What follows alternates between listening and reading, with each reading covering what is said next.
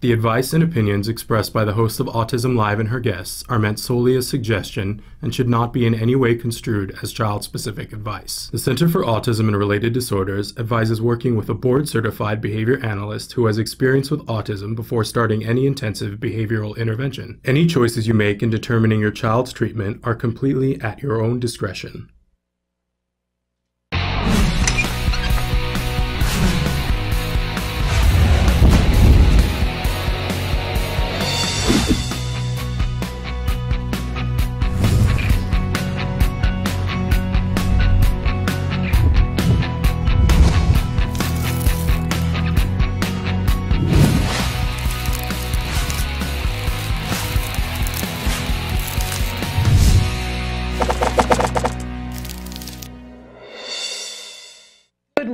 And welcome to Autism Live. I'm Shannon Penrod, and we are webcasting to you live from the Center for Autism and Related Disorders headquarters in Tarzana, California. It is July 3rd, 2012. We're doing a live show today. For the next 3 hours, we're going to be with you live, talking about topics having to do with autism and working with our children on the autism spectrum, helping them to reach their fullest potential. We know, I know, and you know, it's important for us, if we're a parent, teacher, practitioner, that we're going to be on a team of people, and we have to be as efficient and effective as we possibly can to work with our children so that they can reach their highest potential. That potential is going to be different for different children, but we know that progress is available to all of our children, particularly when we are using ABA, Applied Behavior Analysis. That's a lot of what we talk about, ABA, because it is the only scientifically proven effective treatment for autism. It has been scientifically proven to be effective, and not only that, it's been scientifically proven to be effective on all of our children on the spectrum. No matter where they are on the spectrum, there is progress for all of them if we give the right amount over the right amount of time of ABA. ABA is a science, and I'm growing to think of it as a creative science where, you know, we have our tools and we're going to apply the tools in varied ways with each individual child. There is no cookie cutter, but we're take these tools, apply them in different ways, and we're going to be amazed by the progress that we see with our kids. Again, the progress is going to be different. It depends on how fast the child learns, how early we start, and what their individual learning styles are. And it's also going to depend on how effectively and efficiently we deliver these tools and how consistent we are. So, if one of the variables is something that we can take control of, why wouldn't we, right? That's sort of my mantra. Let's take control of the things that we can take control over, and we'll be hopeful and optimistic about everything else. Because at the end of the day, we know that there is going to be progress. So this is a great way to spend our time with our children. So we're going to be talking about that. I want to remind all of you, although we're going to be talking about ABA, I am not an expert in ABA. I'm right here in the trenches learning with you. I'm a parent and a former teacher, and my son was diagnosed with autism at the age of 2.5. He had the kind of autism that he regressed, and we got to the point by the time he was 2.5 that he had lost virtually all functional communication skills in all language. When he was 3, we were fortunate enough to get our ABA program, our early intensive behavioral intervention program, funded by the state of California. We started therapy with the Center for Autism and Related Disorders, and it was a long haul. It was a very long haul. But we saw progress pretty much in the first week. I wasn't able to walk down the sidewalk holding my son's hand until we started therapy with CARD, and about a week into therapy, we went to a Dodgers game. And it was this time of year, and it was the first time that we had ever taken him to that kind of an event, and somebody had given us free tickets, and I remember thinking, boy, who do we think we are that we're going to try this with this child? What on earth are we thinking? But, you know, they were free tickets, and we thought, you know, you never know what's going to reach your child, right? But I'll tell you, my honest concern was getting into the stadium, because I couldn't walk down a sidewalk holding my kid's hand. And we walked into the stadium, and we'd walked all the way in from the parking lot, and I realized something was weird. And I looked down and I realized that my son had just walked like 100 feet holding my hand without tugging, without pulling, without laying down on the floor, without trying to run away from me, without pulling my arm almost out of the socket. And I looked at my husband and I said, okay, what is this? And do we think it's because of the Dodgers, or do we think it's because of the ABA? Well, it turned out that it was because of the ABA, because we were able to do it the next day without the Dodgers being there, and guess what? He could do it. And that was just the beginning of a long line of skills that my son acquired, and a long line of challenging behaviors that he let go of, because truth be told, they weren't that functional for him. It was his way of communicating when he had no other way. And as soon as we gave him a way to communicate, voila, he just found that that was too exhausting. You know, he is 9 now, and I will not tell you that he is perfect, except that he is as perfect as he can be. But, you know, he has his moods and he has his things and his moments, because all children do, but he is the light of mommy and daddy's life. And by the way, he'll be going into 4th grade, and he has been completely included with neurotypical peers since kindergarten. So a fact that cannot be disputed, and yet when he was 3, I was told by many people that that was not going to happen. Well, you know. Stick around, because we're going to talk about what's possible here.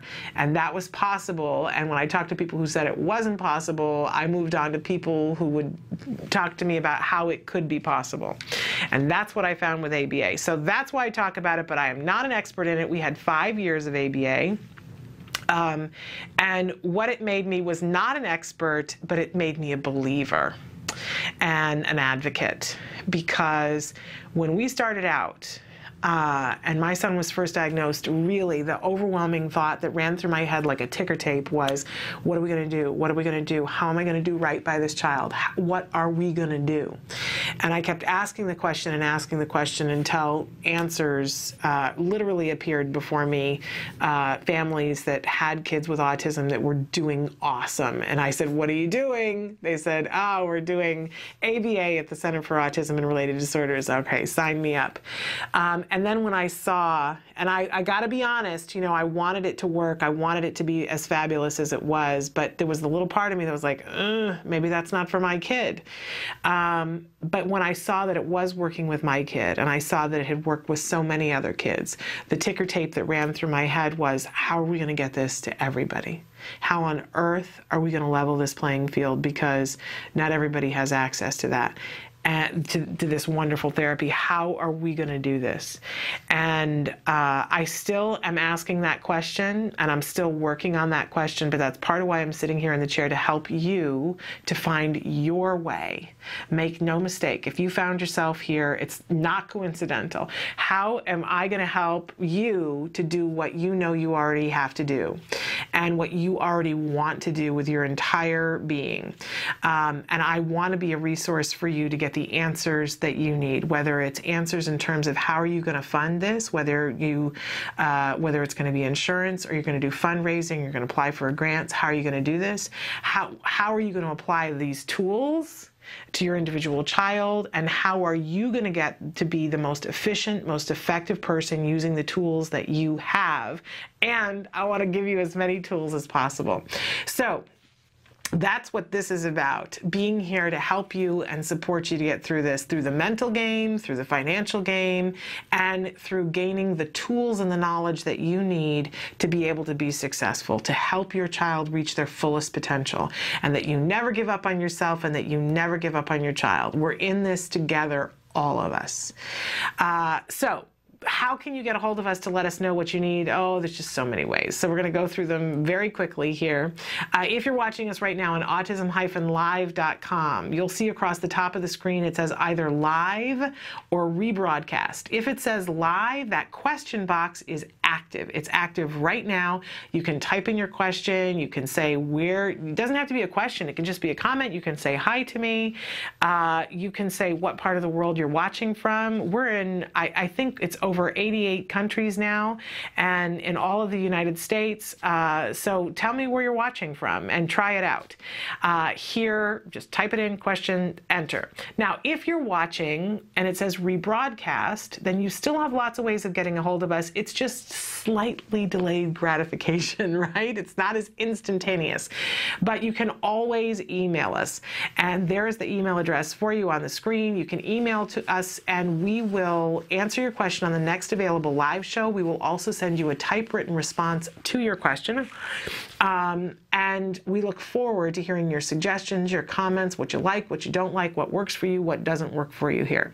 All right, besides email, there are still other ways. If you like to phone, you can phone us. Here's our phone number. If it's during the live show, we can patch you in directly in. You can be talking to our guests in the studio and ask them questions yourself. Or if you're shy and you don't want to be on the air, you can call in and speak to somebody or leave a message and we will get back to you. You can also Skype in. If you'd like to Skype in later on, we're going to have Nick Yates on the show and you want to Skype in to talk to Nick, you can. You can do that from all over the world. We really appreciate when you Skype in with us. By the way, there are other ways that you can get a hold of us. You can get a hold of us on Facebook.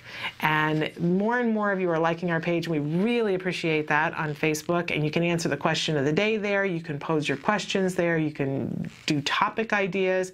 If you have something that you want to do on the show, a topic that you're, whether an organization that you're involved with, or you've written a book, or you write a blog, please write to us on Facebook and post a link to it, and we'll get in touch with you. That I know more and more of you are doing that as well too. And by the way, you can also tweet with us. So that's lots of different ways that you can get a hold of us. And I mentioned that you could be watching us on autism-live.com, but that's just one of the ways that you can be watching us. You can be watching us on blip.tv, and you can fast forward, rewind, subscribe, just search a topic. You don't have to subscribe. It's all free on Blip TV. It's also free on YouTube. We have our own channel there. You can find some of the shorter segments there. If you only have 5 minutes to watch, I guarantee you can find something informative on, our YouTube channel. You can also watch us on iTunes. We're a free download there, and we appreciate any and all reviews that you give of us on iTunes, and we are also available on Ustream. So all of those different ways that you can watch us. If there is a way that you would like to watch us that is not currently available, would you do me a favor and let us know? If we aren't there, it's probably because we don't know about it, and we'd love to learn too. So feel free to give us information and keep us connected, right? Because we, at the beginning of the day and at the end of the day, we are here for you to give you the information that you need. So let us know what you think that might be. All right, we like to start every morning with something that I fondly refer to as the jargon of the day. This is the time of day when we take one word, one phrase, one anagram, and we try to pull it apart and demystify it and make it a term that fits in with our life and that we can apply when thinking of our own child or children. It's so important that on this journey we understand the terms that people use when referring to our children and our children's skills. It is not the funnest part, right? It can be so frustrating, especially when you take the time and you ask somebody, I'm sorry, what did that term just mean? And they tell you and you don't understand the definition, right? Because it's so full of extra jargon or just so convoluted that you couldn't possibly understand it unless you had a PhD in psychology. Well, we give you an actual definition so that we can start to get used to some of these terms within a context, but we also give you a working definition to kind of make it user-friendly. It's not as specific. You'll see that after a period of time, you'll start to like the actual definitions better than the working definitions. But we need to give ourselves that errorless learning that we give our kids, right? When we start teaching a child something, we give them the answers. They shouldn't have to work to find out what the answer is in the beginning. At least not according to science if we want to be successful. So I'm trying to give us the answers. And if we don't get it the first time, that's okay. Don't get frustrated frustrated because you're going to get it eventually. Just stick around long enough and it'll all make sense. So today's term is, and I previewed this yesterday, tacting. Okay, what is tacting? Well, our actual definition is, here we go, a verbal operant evoked by nonverbal discriminative stimulus and followed by generalized condition reinforcement. Yeah, this is why we have to pull apart these definitions, because what in the hey nani nani does that mean, right? Okay, let's look at our working definition. Spontaneously labeling or commenting on something that the child comes into contact with for the purpose of communication. Okay, and we have a great, later on at the top of the next hour when we watch the A word, we're going to see Jack Riley learning how to tact and the mom asking, I think it's the mom asking, you know, why is tacting important? Okay, but what tacting is? Imagine that we do labeling, right? So we teach a child and we hold this up and go, what is it? Child says pen, or it's a pen. That's a pen, all right? That's labeling. But imagine when you're sitting someplace with a child and they see something that is new in the environment. They see a dog and they point and they go, oh, dog. Now, how is that different than labeling? When we label something, we're just saying what it is. But when we tact, we draw attention to whatever it is. It can be vocal, or it can be pointing. It can be a combination of things, or it can be a sign. It isn't necessarily vocal. But we're drawing it to attention for the purpose of information and discourse, conversation. So when I say, oh, dog, I'm asking you to look at it and notice the dog so that we can have a moment of joint attention, that we're both looking at the dog. When I'm just labeling the pen, I'm saying, I know that this is a pen.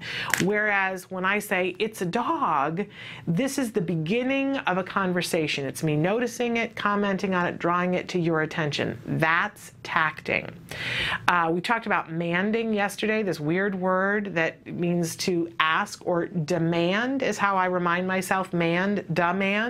And when I think about tact, I think about contacting the environment. It's almost like people don't reach out and touch the thing, but it's like I want to reach out, touch the thing, and bring it into our conversation. I'm tacting, I'm contacting that and bringing it in to the realm of what we are aware of. That's what tacting is. And tacting is huge and important. It helps to build language skills, and it also helps to build attention skills. And what we see is with children on the autism spectrum, they don't automatically, a lot of times, spontaneously tact. It's really difficult to teach because it's supposed to be spontaneous. But we can teach it. Like everything else, we can prompt, and fade our prompt, so eventually there's a moment when the child tacts.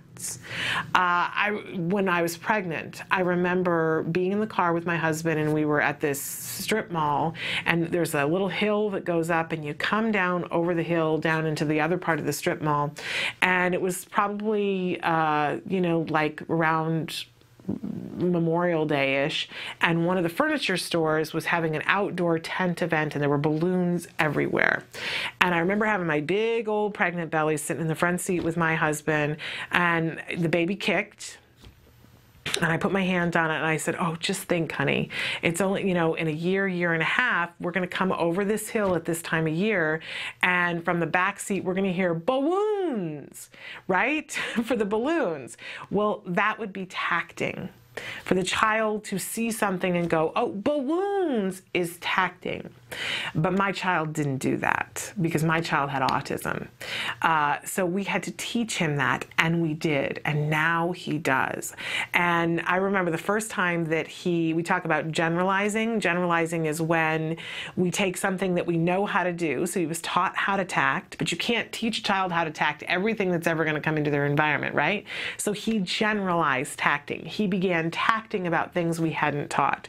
And I remember exactly when that day happened because it was in December and my mom was visiting for the holidays, and we were in a neighborhood and somebody plugged in their Christmas lights right as we were going by. And my son, who was about 4 at the time, looked out the window and said, "Whites, whites." And then he said, "Grandma, whites." And it was a very big deal, just about how to pull the car over. But that was him tacting. He saw it. We didn't draw it to his attention. He saw it, and he more than labeled it. He brought it to our attention because he wanted us in his world. Think about how important and symbolic that is. That they're, you know, a lot of times with autism, they're in their own space, in their own world. They're noticing things, not people. But when you tact, you are noticing things and drawing it to the attention of people for the purpose of contacting them as well. That is a mighty skill. That is something we want to give our children, and we will see very quickly that this helps them to develop language in lots of different areas. It's a very important skill. We can teach it. We're going to see some of that in the A word later on today. So we'll be talking more about tacting throughout the day. If you don't get it yet, don't panic. You will get it over time, and you will begin to understand how to teach it. So, but just know for now, tacting, we not only want our children to be able to label things, but we want them to be able to label things, new things that come into the environment for the purpose of sharing it with us. All right? That's a very watered down definition, but it's a good way to enter understanding tacting.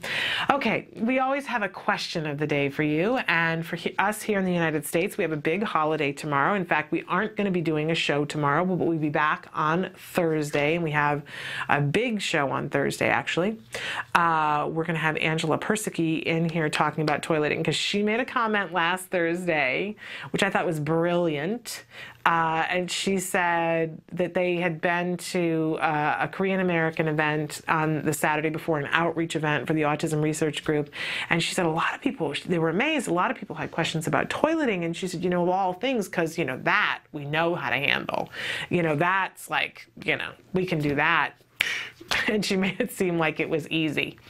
And I said, you realize that there are so many people out there that that is a huge, huge thing, and it is not easy to them. And she said, yeah, I'm really, I see that and I hear that. And she said, but people need to know how easy it can be if you take certain measures to do toileting. So I said, okay, you got to come back in and tell us all those measures. So that's on Thursday. But in any case, we're not here tomorrow. And we'll be celebrating, all of us, in our own individual ways, another thing that we're going to be talking about today. So my question for all of you is, how will your family celebrate the holiday? What are you going to do tomorrow? And are you going to make any accommodations for sensory things? Is it an issue in your family? Do you have to do anything differently because autism is at your house? Or is it just another day, you're not celebrating at all? Or is it just another holiday and you don't have to make any accommodations? I'd be very interested to hear from you. I got to tell you, as of this moment in time, I have no plan. I have no plan. There were several different things that were discussed. There's another family that we usually get together in the morning, and they have a little mini parade on their street, which was always a brilliant thing for me because we didn't have to go to the big parade that's in our community, because I thought that would be too much sensory. Now I don't think it would be too much sensory, but I've never been to it, so it seems like a weird thing to now suddenly go to it. But maybe that's what we'll do, because the family that normally does the parade and they have the fire department come and hose all the kids down, they're not doing it anymore. Her kids got old enough, they're teenagers, it's not cool anymore. It's just devastating, because my son loved that. He got to sit in the fire truck, he got to play with a fire hose. Our local fire department is just absolutely brilliant. And they would come and do it just because it was a community of kids, and so that's not happening. And then usually we go to fireworks, and I'm sure that we will go to fireworks, but my husband has to work. And so he can't go to fireworks with us, and I'm at a loss. So I have no plan. I feel like my right hand is missing on this holiday. And that's a bummer. I think holidays are important, and it's important. And we will be together during the day. He has to go to work at 2.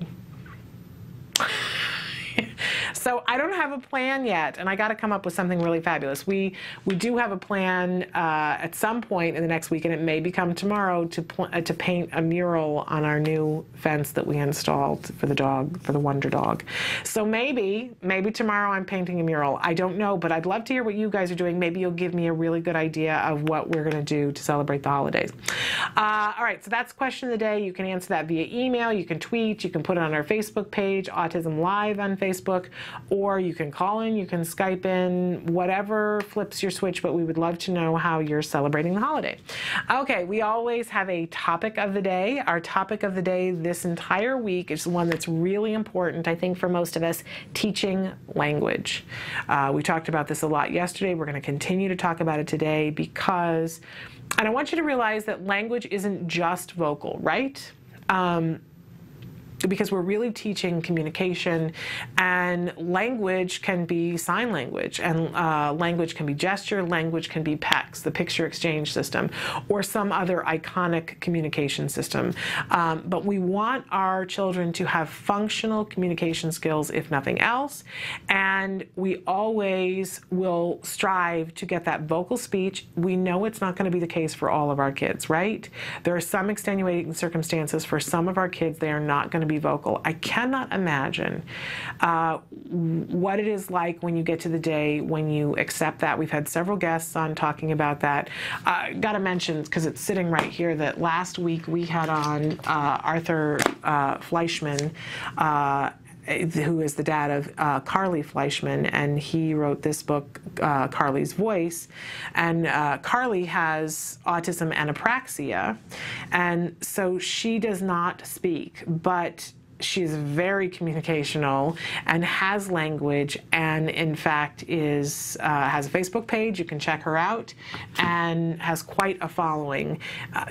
Didn't until she was 9 or 10, and finally typed onto a keyboard, "Help me, teeth hurt," and it opened a whole world for her. So in talking to her dad about what it was like before they could communicate with her and understand what she was thinking and feeling and what it's like now, really kind of an amazing story. So you might want to check that out, Carly's Voice. But in any case, none of us can give up on functional communication skills.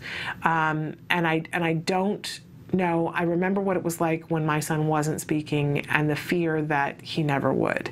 I really spent a period of time wondering if my son would ever say, "I love you, Mom." And I know that was not a really good space to be in. So I appreciate and respect for those of you who've said, that's not going to happen for your child, and at what point that happens. But none of us, the one thing I know for sure is that none of us can give up on functional communication skills, because we see time and time again that if we give the skill is there for the child and they appreciate it. So we can't give up, and we always have to presume intelligence, right? We're going to talk more about that today. But we're talking about teaching language, and to that end, we've got some really exciting stuff throughout the day. We are going to give a motor tip, we have a healthy eating tip, and we have the myth of the day, and we are also going to be joined today at 11 o'clock by a very special guest, Nick Yates. You've seen, if you watch the show, commercials about Nick. He was diagnosed with autism as a child. He subsequently lost his diagnosis. The word that I like to use and that we tend to use here is recovered. I know that a lot of you have a hard time with that word, and I understand it, but until I can find a better word, that's the word we're going to use. Had the diagnosis, lost the diagnosis. I don't know what other word to use. But he did lose his diagnosis, no longer qualified for it. He's a wonderful young man who moves through his life without having to deal with the things that he had to deal with autism. And I want to make it abundantly clear that he has a whole full life, and that it's only been in the last couple of years that he has agreed for our benefit to talk about things that are from his life when he had autism. I think about my own son and about how my son is not yet recovered. He has not lost his diagnosis, but we work towards that every day, and we inch closer to it every day. And I have every expectation that someday I will sit here and tell you my son is recovered. I long for that. I long for that for as many of us that's possible for. But again, my son is not there. And I think about when he is in his 20s and going to college, that my hope for him is that he is leading a life that has nothing to do with autism. And I look at Nick, and that is Nick's that is Nick's life. But occasionally in the last couple of years, Nick has agreed to come in and help shed some light on some different areas for those of us that are parents and for young adults with autism to talk about his experience. It's a huge gift that he gives us because his life really, it doesn't have anything to do with his life anymore. But he's an invaluable resource, and he has agreed to come in and talk to us about bullying today. I don't know what more to say about that because that's just amazing that we have this opportunity. So that's going to be at 11 o'clock today. Nick Yates, if you have questions, feel free to write them in now if you're not going to be with us then, or to write them in at that time. So that will be at 11 o'clock today. All right, we're going to take a short break, and when we come back, it's time for the motor tip of the week, something that you can use tomorrow if you're by a swimming pool. So stick with us.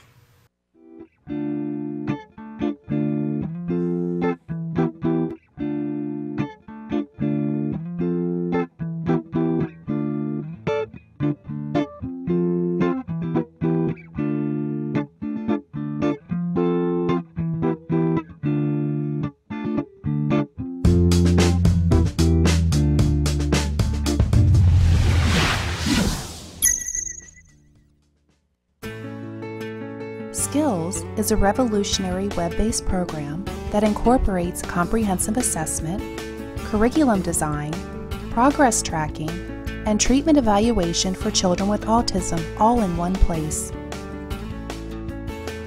Developed by the Center for Autism and Related Disorders.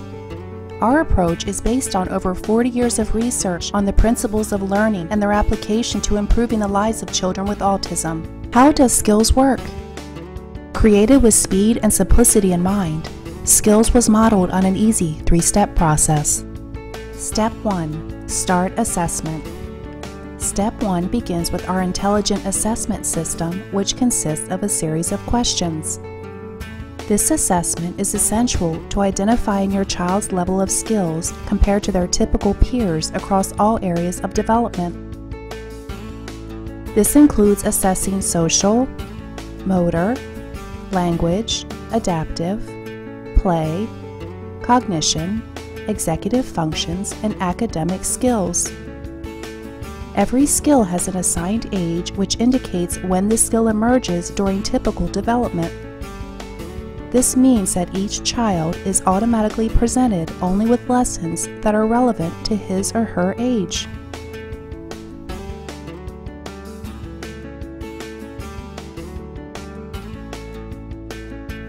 Step 2. Choosing activities.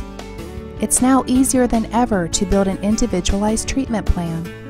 In Step 2, you are presented with an individualized pool of activities that are directly linked to your student's assessment results. Each activity represents a specific skill that has been indicated by the assessment as needing to be taught. Activities are categorized by curriculum and then by lesson. There are 3 main types of skills: building blocks, fundamental, and expansion skills. Fundamental skills are necessary for successful everyday functioning. Building blocks are prerequisites to a fundamental skill.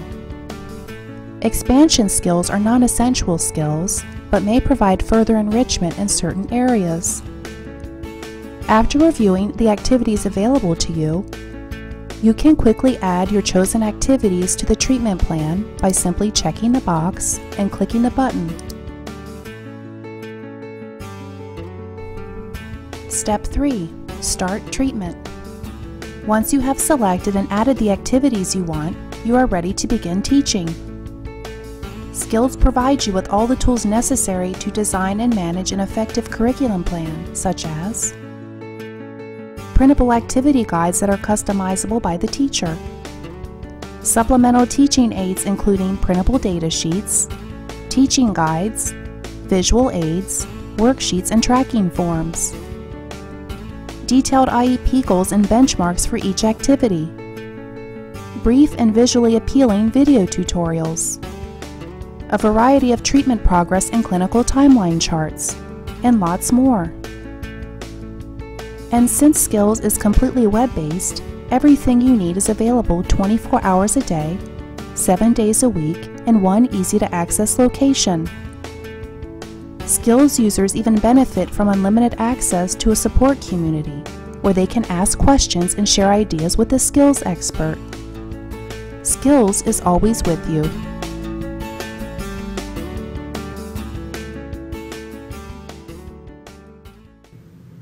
Welcome back to Autism Live. I'm Shannon Penrod. We're webcasting to you live from the Center for Autism and Related Disorders headquarters in Tarzana, California. I mentioned to you guys that if you were watching live, that on autism-live.com there's a question box and that you could type in and tell me where you are watching from. So welcome aboard Italy and Montana. If you're watching and you don't want to be left out, write and tell us where you are watching from. But special welcome and hi to Italy and Montana.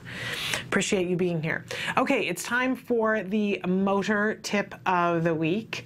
And when we talk about motor skills, there's usually 4 different categories that we talk about, right? We talk about gross motor, which is the big muscle stuff. That think of gross anatomy, right? So think of the big muscles when we're any kind of sport thing that we're doing, any kind of running, jumping, even crawling, rolling over. Those are all gross motor. You're using the larger muscles in your body.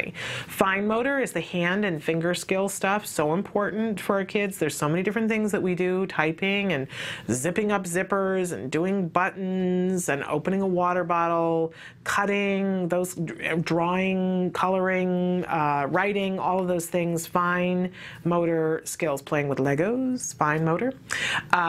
Just reminding me that my son's most recent evaluation, they were expressing concern about his fine motor skills, and because he's a little bit behind in terms of his block printing, although we had identified that as a visual motor problem, not a fine motor, but there was still one person on the team who was very concerned about the fine motor skills. And I said, what is it you're concerned about? And they said, well, you know, that he has the ability to do very fine work. And I said, you're talking to a boy who can do the nano Legos. what is it, where do you think the deficit is? I think we're okay. I think, you know, and he demonstrates now that he's doing cursive, now that he's got his glasses, he can do that just fine. We have some catch-up work to do on the actual patience that it takes to do the printing, but it is not a fine motor skill. So I digress. Just thinking about that with him doing the little Legos, and you know, he can do that. In any case, so we talk about gross motor, we talk about fine motor, we talk about visual motor, that are being able to track something with our eyes, being able to focus, use our muscles to focus with our eyes, being able to start and stop when we're tracking things, and being able to use our muscles to focus on an object and be able to sort of fill in the blank of what we can see versus what we can't see. There's a little bit of perspective taking where that's involved. Those are visual motor things. And as I mentioned, we saw that my son had a visual motor delay, that he was not able to track and stop because the muscles needed to be strengthened, and it was something that had been overlooked for a while, because first of all, you have to get the child to a certain age so you can differentiate why is this thing happening, right, versus something else.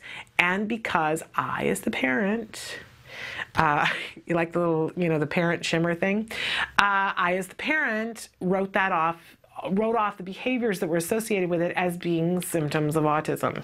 Yes, I'd like to take the keyboard and bang myself in the head, because we only know what we know, right? But as soon as we saw that my son was having difficulty riding a bike, he was having difficulty printing, he would run into things, he was particularly clumsy, and I wrote that off as autism. Turns out, no, it isn't. It's that he had a visual motor problem. If your child is having difficulties with coordination and things like that, please get that checked. Because I sat and watched as the doctor put him through a battery of tests. And there's the test that they do where they have the gold ball and the blue ball on the stick, and they move them and say, watch the gold ball and now focus on the silver ball, and go back and forth between the two.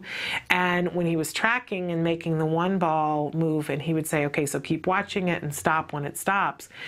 In my son sitting in the chair, it looks kind of like a dentist chair, and he was screwing his face around and doing this and lifting himself up off the chair, trying to get his eye to stop, working like the dickens to get his eye to stop. And he couldn't do it. He couldn't do it because the muscle wasn't strong enough, and he was given exercises, and it's improved exponentially, and he's doing so much better with those kinds of skills, but he still has a little ways to catch up. It's okay, we'll get there, and we now know what it is, but knowing what it is, knowing where the skill deficit is and working on it is more than half the battle. I was going to say half the battle, it's much more than that.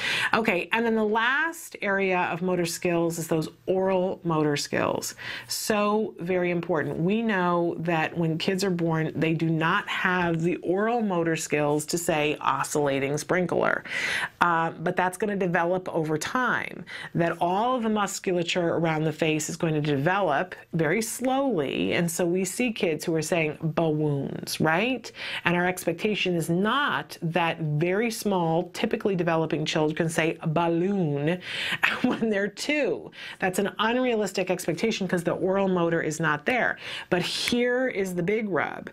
As a typically developing child is moving along and saying and communicating, they're getting closer and closer with their approximations, and they find it more and more reinforcing, which means they try that much harder, and so the musculature develops paired with them speaking and having all that practice, right? When a child doesn't find it reinforcing to communicate or can't communicate, not only are they behind in language, but they're also behind in terms of their oral motor. We need to help our kids to get that caught up, because if we don't, what we see is a child who's working really, really hard to communicate because they want the reinforcement of manding and tacting and all of those things and the attention that comes with it and all the good things that come with it. And the child is saying googie for cookie, right? But nobody understands them and they don't get the cookie. So they've manded, but they didn't get the reinforcement. And we absolutely know that in order for any behavior to be maintained, it has to be reinforcing. So we need to be working on those oral motor things so that they can get the reinforcement for having said the thing and getting that reinforcement. So we want to be working on oral motor, but today we're going to focus on, it would seem like we would talk about oral motor, and we should, but it's the 4th of July tomorrow, and so I want to talk about some gross motor things that we can do. Although, I'll tell you what, let's do. Let's pair the two of them together, shall we? If you're going to a pool tomorrow, if you're going to do anything having to do with water, and you guys have written in resoundingly and told us that your children, for the most part, not everybody, for the most part, your children find water really reinforcing. So tomorrow is a great holiday to participate in some kind of water. Whether you have a pool personally, you're going to a party that has a pool, you're going to a community pool, you're getting a sprinkler for your front lawn, or you're getting a sprinkler for your sidewalk in the apartment building that you're in, or if you're in a city and they're going to take I don't know if they do that anymore, the fire hydrants. But there are games that we can play in and around water that help to strengthen the core muscles and to work on gross motor.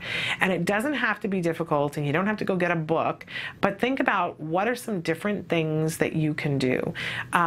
If the child can't swim and you're in a swimming pool, there are all kinds of things that you can do. The Olympics are right now, and I love that. When my son was 4, the first time that he really watched the Olympics and watched Michael Phelps in the pool, and we watched Michael Phelps in the pool again the other night, and we watched the different ways that they moved their feet and undulated their feet, and I can't wait to be in the pool and have him try to move like a fish. Well, we can do that with a child who hasn't even seen that, but I gotta say that there's something about the visual, and they do those wonderful cinematic shots under the water where you get to see what the swimmers are doing with their feet.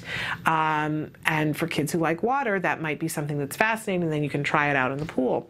But there are all kinds of games that you can play in the pool, whether you've got a child, depending on their skill level, that you can take and put They have water toys, very inexpensive. You can get at the dollar store that you can throw in the pool, some that sink and some that don't.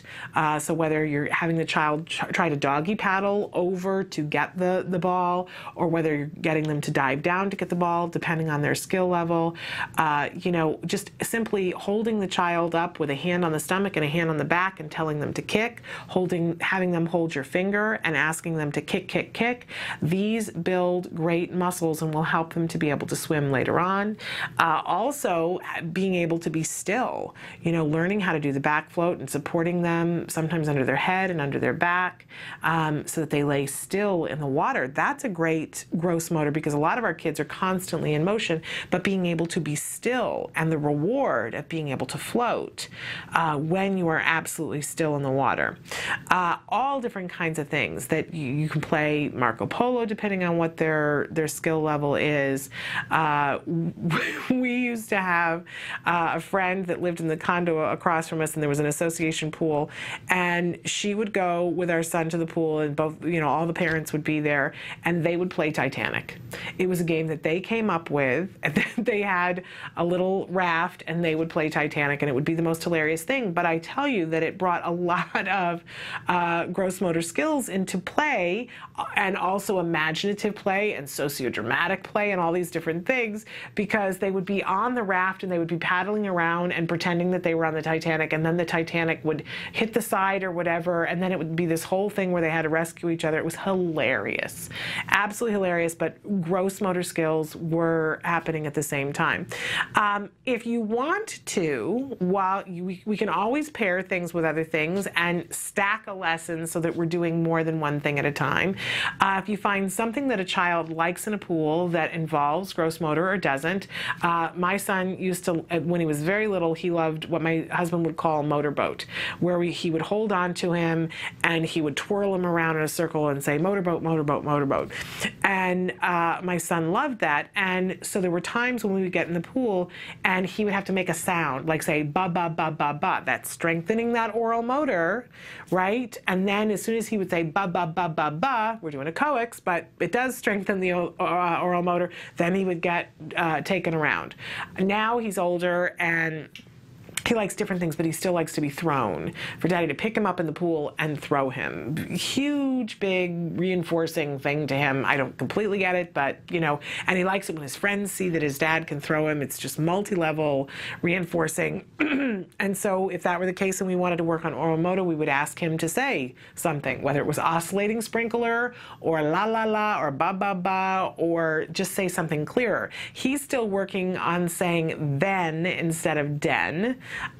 So, you know, that's something that we can work on in the pool, but make it reinforcing. It doesn't have to be drudgery to work on these things. In fact, if we make it fun, we're much more likely to be successful with our kids. So have a wonderful holiday.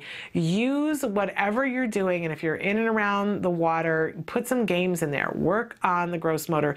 It can be that you do statues, that you count to 3 and that they have to make a big movement, right? And freeze, right? Because then they're using the gross motor and stopping, which is a great gross motor skill to do.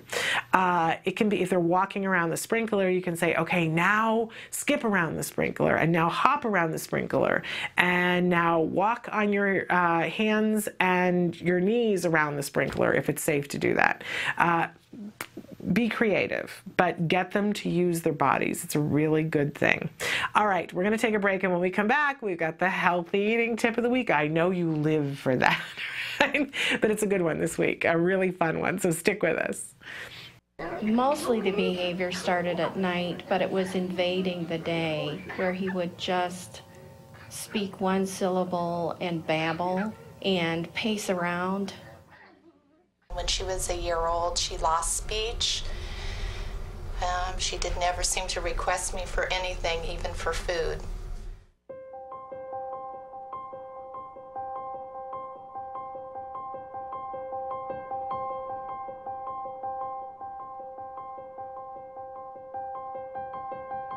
He told me over the phone that I should just put her in an institution.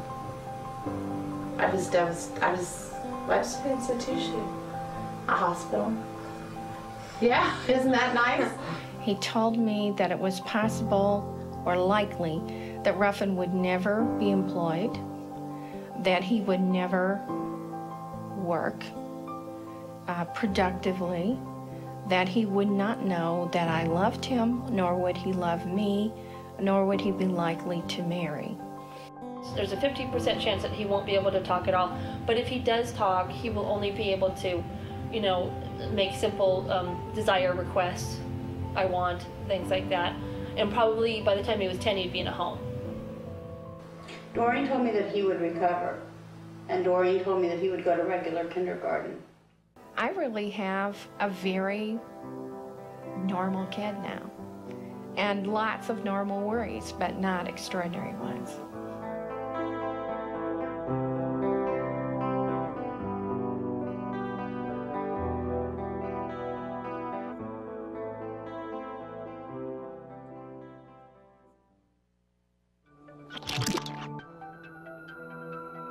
My name is Deli Popola, and I'm one of the creators of theAutspot.com. TheAutspot.com is an online support system for families and specialists who are affected by autism across the whole world. Share inspirational stories, find resources in their area. Hope you can join. Welcome back to Autism Live. It's that time of the week when we take on the healthy eating tip of the week. And of course, we have a big holiday here in the United States tomorrow. And so I thought it would be really fun if we, there's so many times when we could take the time to involve our children in something and make the food fun. And I think that anytime we have an opportunity to do that, it's fabulous, because part of eating healthy, if we're gonna do it over and over and over again, it's got to be reinforcing, right? We're gonna keep singing that tune. It's rule number one of ABA: in any behavior that we want to see over and over and over again, it's got to be reinforcing. So we want to eat healthy personally, right? And we want our kids to eat healthy. So how do we make that reinforcing for them? And I think involving them, first of all, is a part of that, because we, usually, not always, if somebody is involved in something, it's more personal to them, and if they feel like they got a little bit of a choice, then they're going to be more susceptible, not always, but more susceptible to wanting to do it again. I'm thinking about last night, we're already starting to think about back to school, even though we just got done with school, and we were someplace and they were having a big sale, and my son was off looking at video games with Dad, and he came over and I said, "Hey, I want you to look at some clothes with me." And he gave me a face like, clothes? I don't want to look at clothes. And I said, well, because I want you to start to pick what you want. I want your opinion of what you want to wear to school. And he said, oh, I'm going to start to get to decide what we buy? And I said, yeah. He goes, oh yeah, let's go look. I thought it was very, very interesting. And so I showed him like 4 or 5 different things and said, what would you like? And he said, well, I want this one. And I said, okay. He said, really? I get the one that I want? And I said, yeah, it's your person, and I want to take you shopping with me this time, and you're going to get to pick what you get to wear to school. Cool, he says. And it hadn't occurred to me before now that was of particular interest to him, because every time I would ask him, do you want to do this? He'd go, I don't want to go look at clothes, right? But he didn't understand. You get to say, oh, now I want to go. This is cool. So I would encourage you that it is possible that it's the same thing with the food. You might take your child to the grocery store and they act like they're uninterested, but it may be because they don't know what the reinforcement is going to be at the end.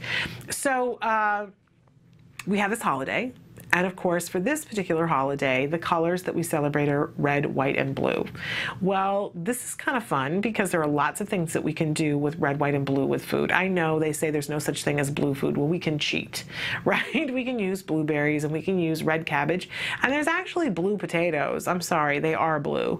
So there are many different things that we could do. And I think it's ideal to take the child to the grocery store with you and give them the assignment.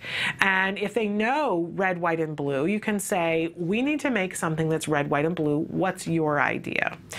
Now, If the child says something that's absolutely disgusting, you know, being very kind, you can say, well, you can try it, right, in a very small amount so that you're not spending a lot of money to make the thing that they wanted to try. And you can even, you know, have them be the person and say, well, you're going to be the official tester, so if it tastes good, you know, not to discourage them, but to say, all right, but if we make it, then you have to eat it. Oh, yeah, okay, Mom. But go down the produce aisle and see what there is. I always like to take my son, and we always try to eat the rainbow, and I'll say to him, okay, so here are the colors of the rainbow. You have to pick something that's going to go into the dish. And we've made some pretty crazy things over the years. But he'll eat them, at least a bite of them, to see. And, you know, for the first time, you just don't make a whole lot. So here are some ideas, though, some things that you can steer them towards. And you can be helping them. You don't leave them completely on their own and say, well, you go handle it and deal with it.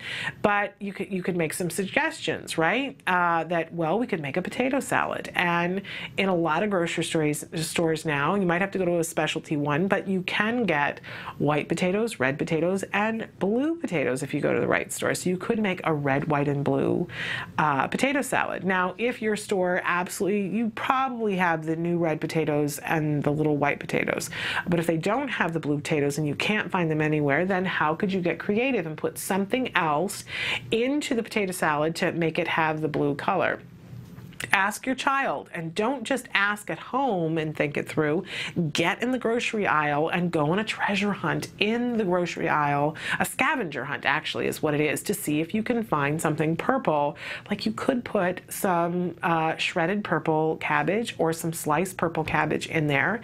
It wouldn't be the worst thing. It'd be like coleslaw and potato salad together. There are worse things, right? Maybe you do a white and a red potato salad with some purple grapes. Again, an interesting combination, but it might taste good. You just don't know. Throw some walnuts in there. Make it like a Waldorf salad with potatoes instead of apples. It could be good. By the way, you could turn around and do this with fruit salad, right? You could put in red apples. You could put in blueberries. You could put in something like a white peach or a white nectarine, or you could put coconut for the white. All different kinds of things. Last year, we had a ball making red, white, and blue popsicles, and it was a little bit time consuming. I think we took coconut milk and put it in as I recall, we have these rocket popsicle forms. And so the bottom layer was red, and I think what we did was I think we cut up raspberries, and then we put some blood orange juice for the red, then we put some coconut milk, and then we put blueberries in a little bit of seltzer water, because to get the blue color, we just had the blueberries, and then finished it out with some clear seltzer water. So it was red, white, and blue. But there are lots of things that you could do. I don't know in terms of, well, there's blackberries. You could do a blackberry instead of a blueberry. But get creative. Go in your aisle of where you are in the world and see what's there. Put your children at task, and if you've got multiple children, you can assign that everybody gets to pick one thing that goes in. By the way, you could do this with a fruit salad too. You could use the banana instead of the peaches or the nectarines or the coconut, because bananas peel. You can get away with white when they're in a bowl mixed together. You can even take, a lot of what I saw online this week that inspired this were people who had taken melons and cut pieces of melon, flat pieces of melon, and then taken a star cookie cutter and cut out little star white and red melons and then mixed in blueberries with it. I have to say, it looked really incredible. Lots of things that we can do. And imagine if you got your child, if you go to the store with them and you pick out the melons and they help pick out what was the red, the white, and the blue, all the different lessons that you're learning while you're there and communicating with each other. You're not getting them to fight you while you're at the grocery store, because if we keep them busy, keep them on task, there's less room for tantruming, right? And then you can go home and at another time, you slice them and have them cookie cutter and put it in there. It's amazing that they might be much more interested in eating that than a sugar popsicle. So that's healthy eating, and it's a wonderful opportunity to get them learning, and you're spending quality time at the grocery store working on the colors.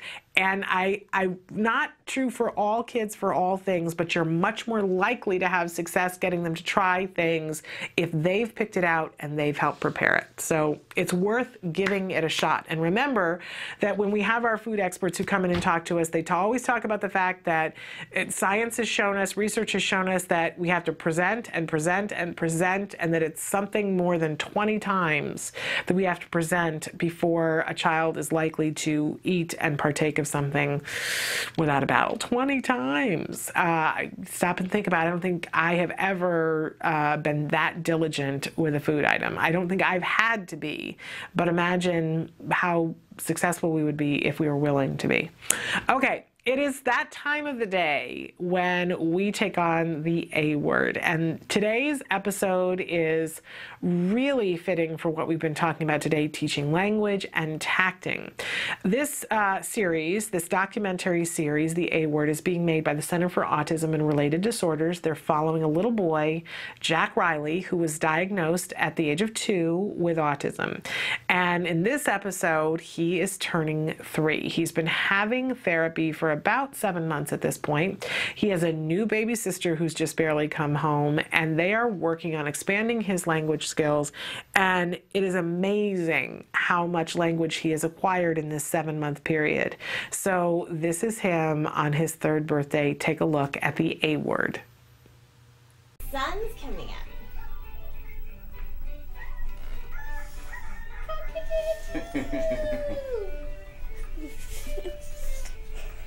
How do you spell apple? Jack? A-P-P-L-E.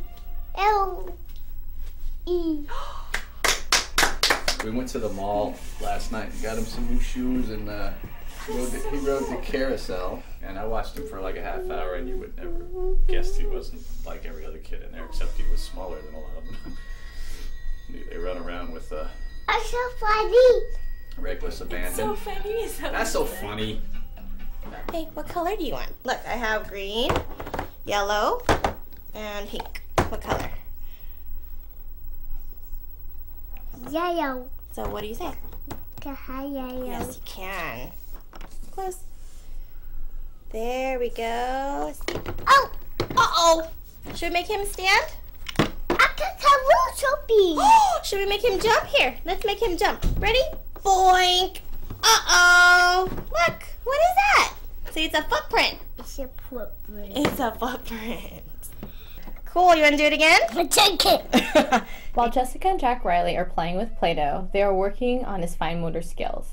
They include pincher grasp for picking up food, rotating the wrist for closing and opening the door. Having fine motor skills are needed for daily living tasks. Oh, coolness.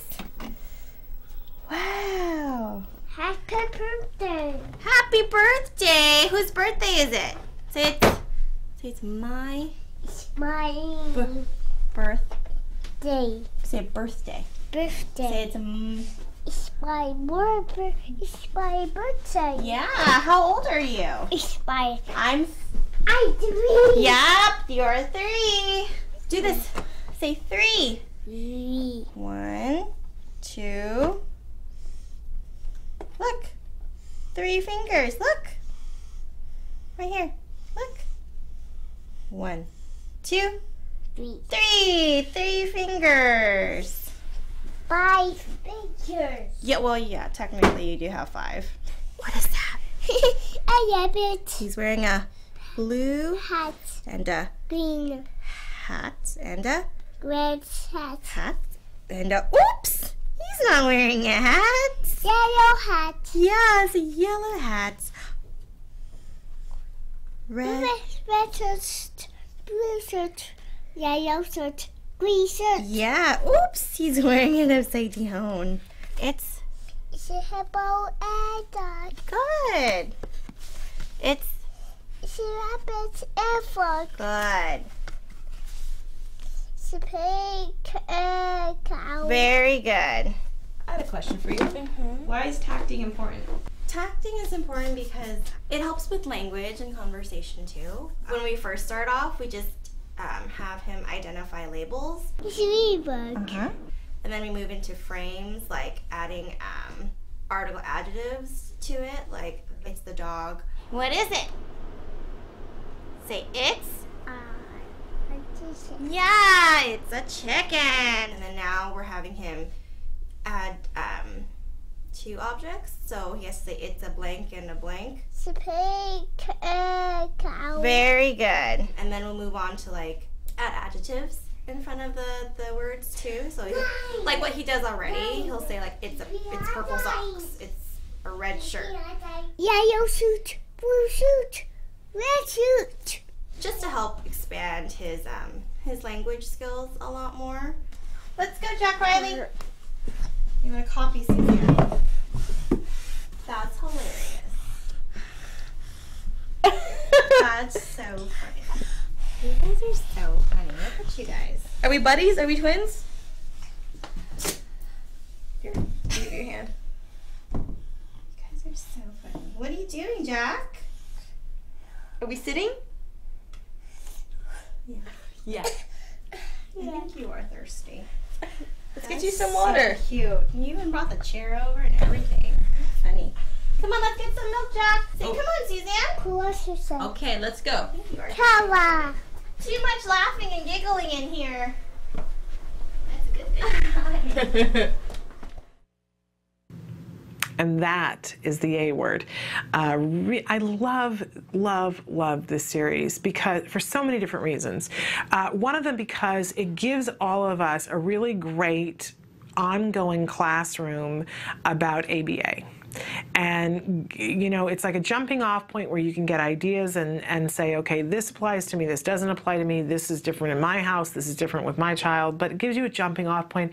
It gets you to see a small slice, right? Because the filmmaker is only there once a week and we're not getting to see everything that happens in this home, right? And we have to stay aware of that. But you're getting to see that weekly slice so that, you know, you're starting to see the arc of the ABA and starting to see that it isn't always easy, but that the end result is progress. Progress is available for all of our kids, and it certainly has been true for Jack Riley. He's doing remarkably well.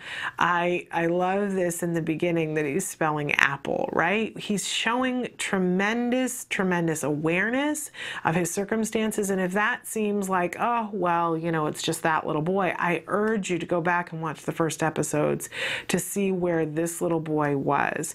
That, you know, he would be playing with a toy and playing with it like this, and his mom would call his name, and there was no awareness of her, no looking up to see, you know, are you talking to me? What do you want? He was more interested in the things than the people, and that's something that's really, really common. Okay, so we talked about a lot of the other stuff that he's doing that's so brilliant, and the explosion of language that he is showing and demonstrating. We talked about that yesterday in yesterday's show, but I want to talk a little bit about the tacting. I said that we were going to wait and talk about that today because it was the word of the day today.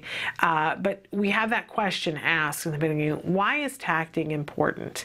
And it's one of those things, like so many skills, and this is really the truth. And when we look for that puzzle piece with autism, you know, I think I've gotten used to thinking, okay, well, it's going to be one thing. But now I'm starting to see it more as like a scaffold. That imagine, you know, when we're building that archway, one of those Roman archways, there's that keystone that goes in that holds the whole thing together. And without that, everything kind of crumbles. And how often have we seen this in our lives and with other circumstances, that you can have a whole lot of things going the right way, but if there's one little thing that isn't working or isn't in place right, it gums everything else up, right? And the thing about our kids is that, and I'm talking to all of our kids, not just kids on the autism spectrum, that and us too, we tend to be Swiss cheese. There are things that we can do, and there are other places where we have deficits. And sometimes you can be not good at something or not adept at something, and you can work around it, right? Some things you can just do that with. But there are other things that if you don't have, you can have 3 other parts of the skill, but if you're missing one, you can't make the leap to the next skill. You just can't do it. And it becomes a stumbling block that so things become not reinforcing and you can't get any further. Does that make sense what I'm talking about? And you know, when we're acquiring language, language is not this little thing that happens over in a corner. There are so many different elements to language, and it's a very social experience.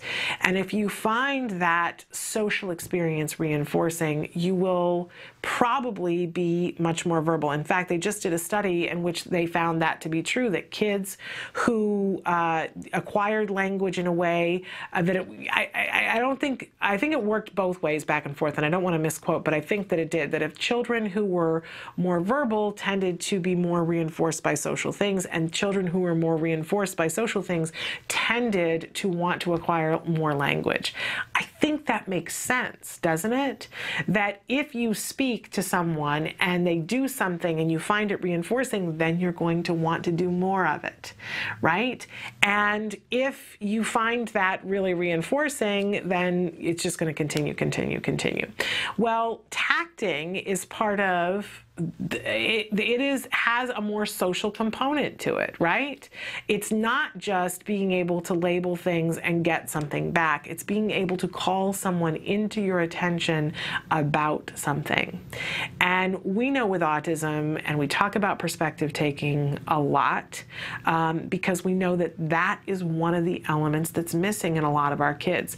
Of course, when Simon Baron-Cohen and that group did the Sally Ann test, we've talked about this before on the show, they took 3 groups of kids, a group of completely neurotypical children, a group of children who had a Down syndrome diagnosis, and a group of children who had an autism diagnosis.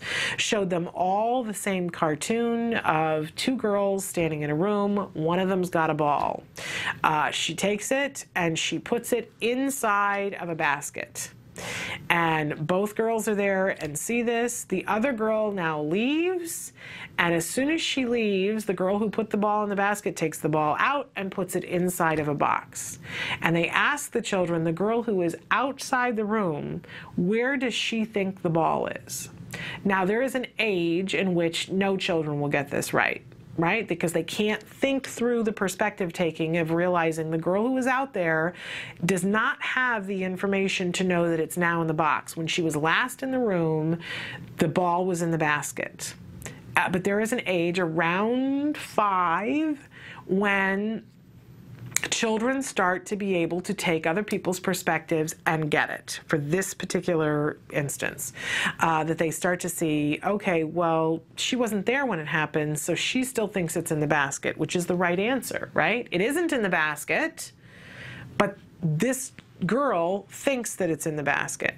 They did this test for typically developing, I think they were 5-year-olds, and resoundingly, they got it right. Overwhelmingly, the kids got it right. Then they did it with the kids who had the Down syndrome, and guess what? Resoundingly, they got it right too. They understood taking that person's perspective. But the kids who were in the autism group resoundingly got it wrong, because they couldn't take the perspective of the person who was out there. They knew where the ball was, so their assumption was that everybody knows where the ball is. Taking perspective is a really important skill, because if you can take perspective, then you have empathy and you care about other people, and your actions will, you'll consider what the consequences are, because you'll consider what other people, how they're going to react. It's a huge, huge skill, right? So it's a social skill. It is a cognition skill, it's an executive function skill. Well, tacting is kind of the beginning of that, if you stop and think about it, because when you're calling attention to something for someone else to notice, maybe you have a presumption that they're going to feel about it the way you do, but you're calling them into the circle. And if you call them into the circle and you say, look, it's a giraffe, there is a hope that when they have a reaction, you will now turn to see their reaction. And that first step is called joint attention, something that we don't see in very small children with autism overwhelmingly. We want that joint attention where we're both looking at the giraffe and then looking at each other for each other's reactions. Oh, it's a giraffe. It's so incredibly cool. Now, very small children will do this joint attention, but usually for things that they find pleasurable. that's probably going to be the truth for tacting in the beginning. But what happens when they look at something that's scary, like they say, you know, spider, and they look at mom, or dog, and they look at mom to see what mom's reaction is. Now, mom might be afraid of the dog. And in the beginning, in development, typical development, a child looks to mom and sees, oh, mom's afraid of the dog. That means it must be something to be afraid of. I'm afraid of the dog now, too. Whatever the other person's reaction is, they're going to take on. But if they are doing this enough and being reinforced enough by looking at other people's preferences, a stage can come, and we can teach our children what their preferences are so that they get to the moment when they are not in agreement with what the other person's emotion is. And this is amazing when we can do this, to realize, okay, I'm liking the dog and you're terrified of the dog, because beginning of perspective taking. But how can we get there if we haven't called into attention there's a dog, and if we haven't taken the joy? You just see how it becomes a staircase where one thing builds on another thing, builds on another thing, builds on another thing. But tacting is really at the beginning, and sharing attention really at the beginning of being able to take perspective. So essential that a child tact. It also raises awareness. When you look at video of Jack Riley when he was little, he had this focus on, you know, this is my world, this is what's happening, I'm looking here, this is all. And now he's up here and noticing, oh, mom's over there and dad's over there and there's the therapist and dad's talking about the carousel. That's funny. Right? He's becoming of the world, not in his own world. I see what I see. I don't see you if you're outside of this. Really amazing how these skills develop. By the way, I have to say, if all this is overwhelming to you because you go, well, I don't know how to build that staircase, guess what? You don't have to. I didn't know how to build a staircase. I still don't know how to build a staircase. But I use the skills program at home. They're the same lessons that my son got when we had his early intensive behavioral intervention through the Center for Autism and Related Disorders. It's the same lessons, but you take an assessment, you answer questions, and based on that, it says to you, here are a set of lessons, and they're numbered so that you can pick and choose which order you want to go in. But if you want to go in order that it's clearly defined so that you can say, okay, well, this is the earliest skill. Here are the prerequisites for this skill. So I got to start here. You don't have to invent this wheel. It's already there for you on skills. And they're running a great special right now that if you buy 1 month, they'll give you the other 2 months of summer for free. So a pretty amazing thing. And I know a lot of you are taking advantage of that. I encourage you to. You can go to skills at skillsglobal.com. That's skillsglobal.com. And again, that's what I'm using at home. So I love it. I think it's brilliant. And I encourage you, if you feel like you're being left behind and you don't know what to teach your child, do not go another day doing that. Please use skills.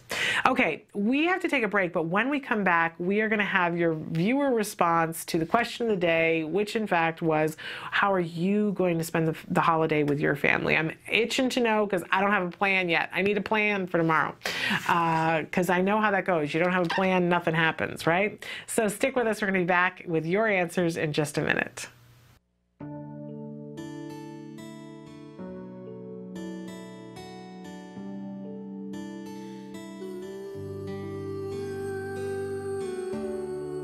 I am grateful for Autism Speaks because they allow families like me to have hope. They're working towards having these children live better lives. There's a space for you. Yeah, there's a world for you, and there's a community that is behind you. And one that has really been able to be the singular voice for people who are involved with and who care about autism. I do have autism, but I don't let that become a disability for me. Autism Speaks is going to continue to help those who need it, and just look at all the stuff they've done so far and you will be impressed. 3, 2, 1.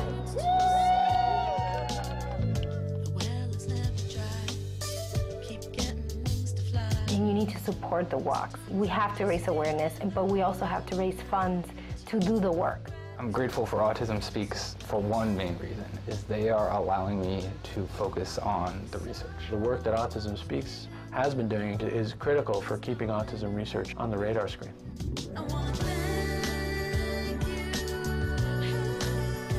We proclaimed 2 April as the World Autism Awareness Day. I'm very proud of the UN and thankful Autism Speaks.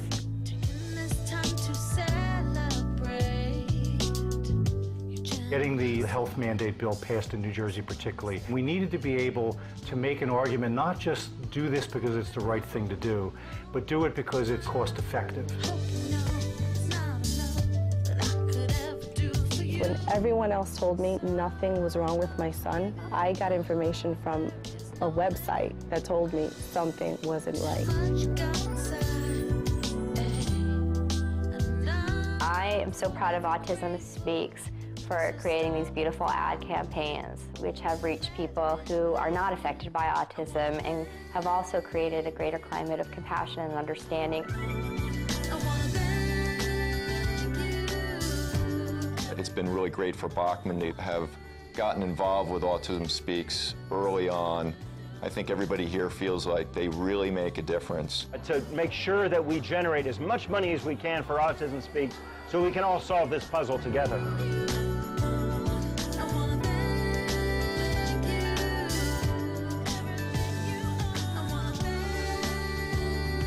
There's no way we could have come this far without our families, without our supporters to date, but there's so much farther we have to go. And everybody's invited to join this cause. We need all the help we can get to make the difference we know we can make.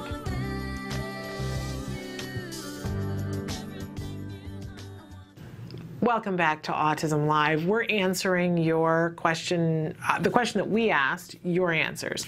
The question of the day today was, how will your family celebrate the 4th of July?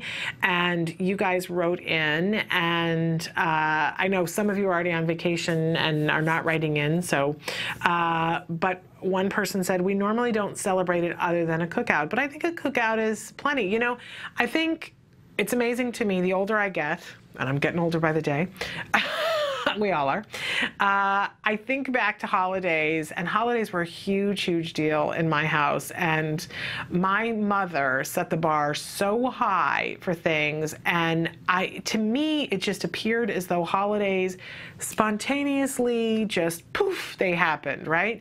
And now I'm at the age where I realize that my mother worked for a week to 2 weeks before, depending on the size of the holiday, sometimes months before, to make the holiday just spontaneously happen.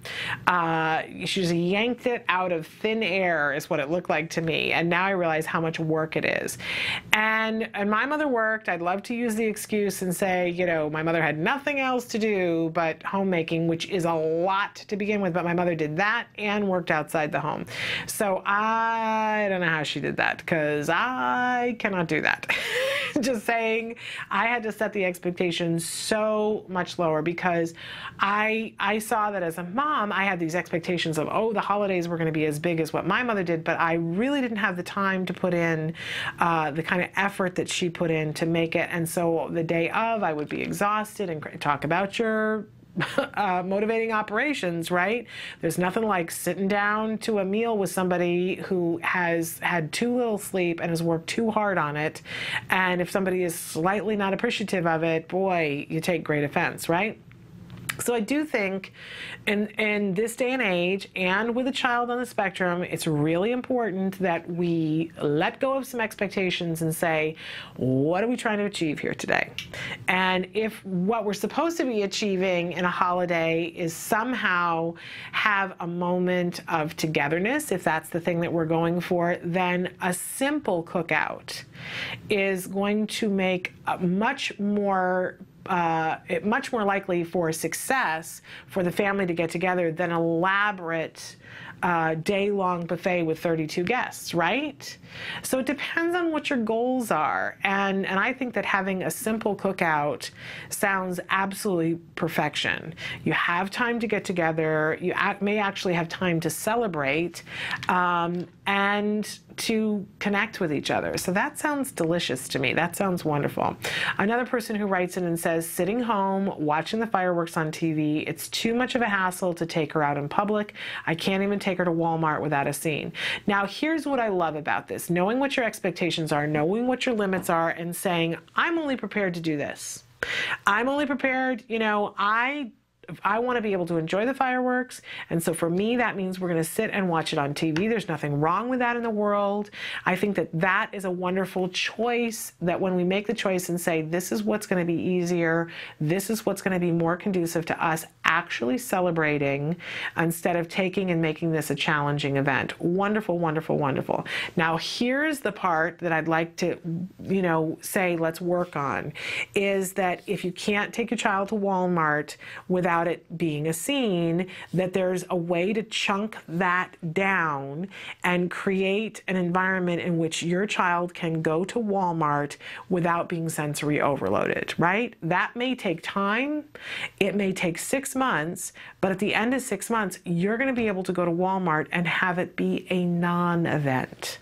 You're just at Walmart. And I know right now, you're probably like, look, Shannon, we've tried this, and I am with you, and I know, but I can tell you that if it's something that's of importance to you, if going to Walmart with your child is not one of your ambitions, well, let it go. Doesn't have to be a great deal.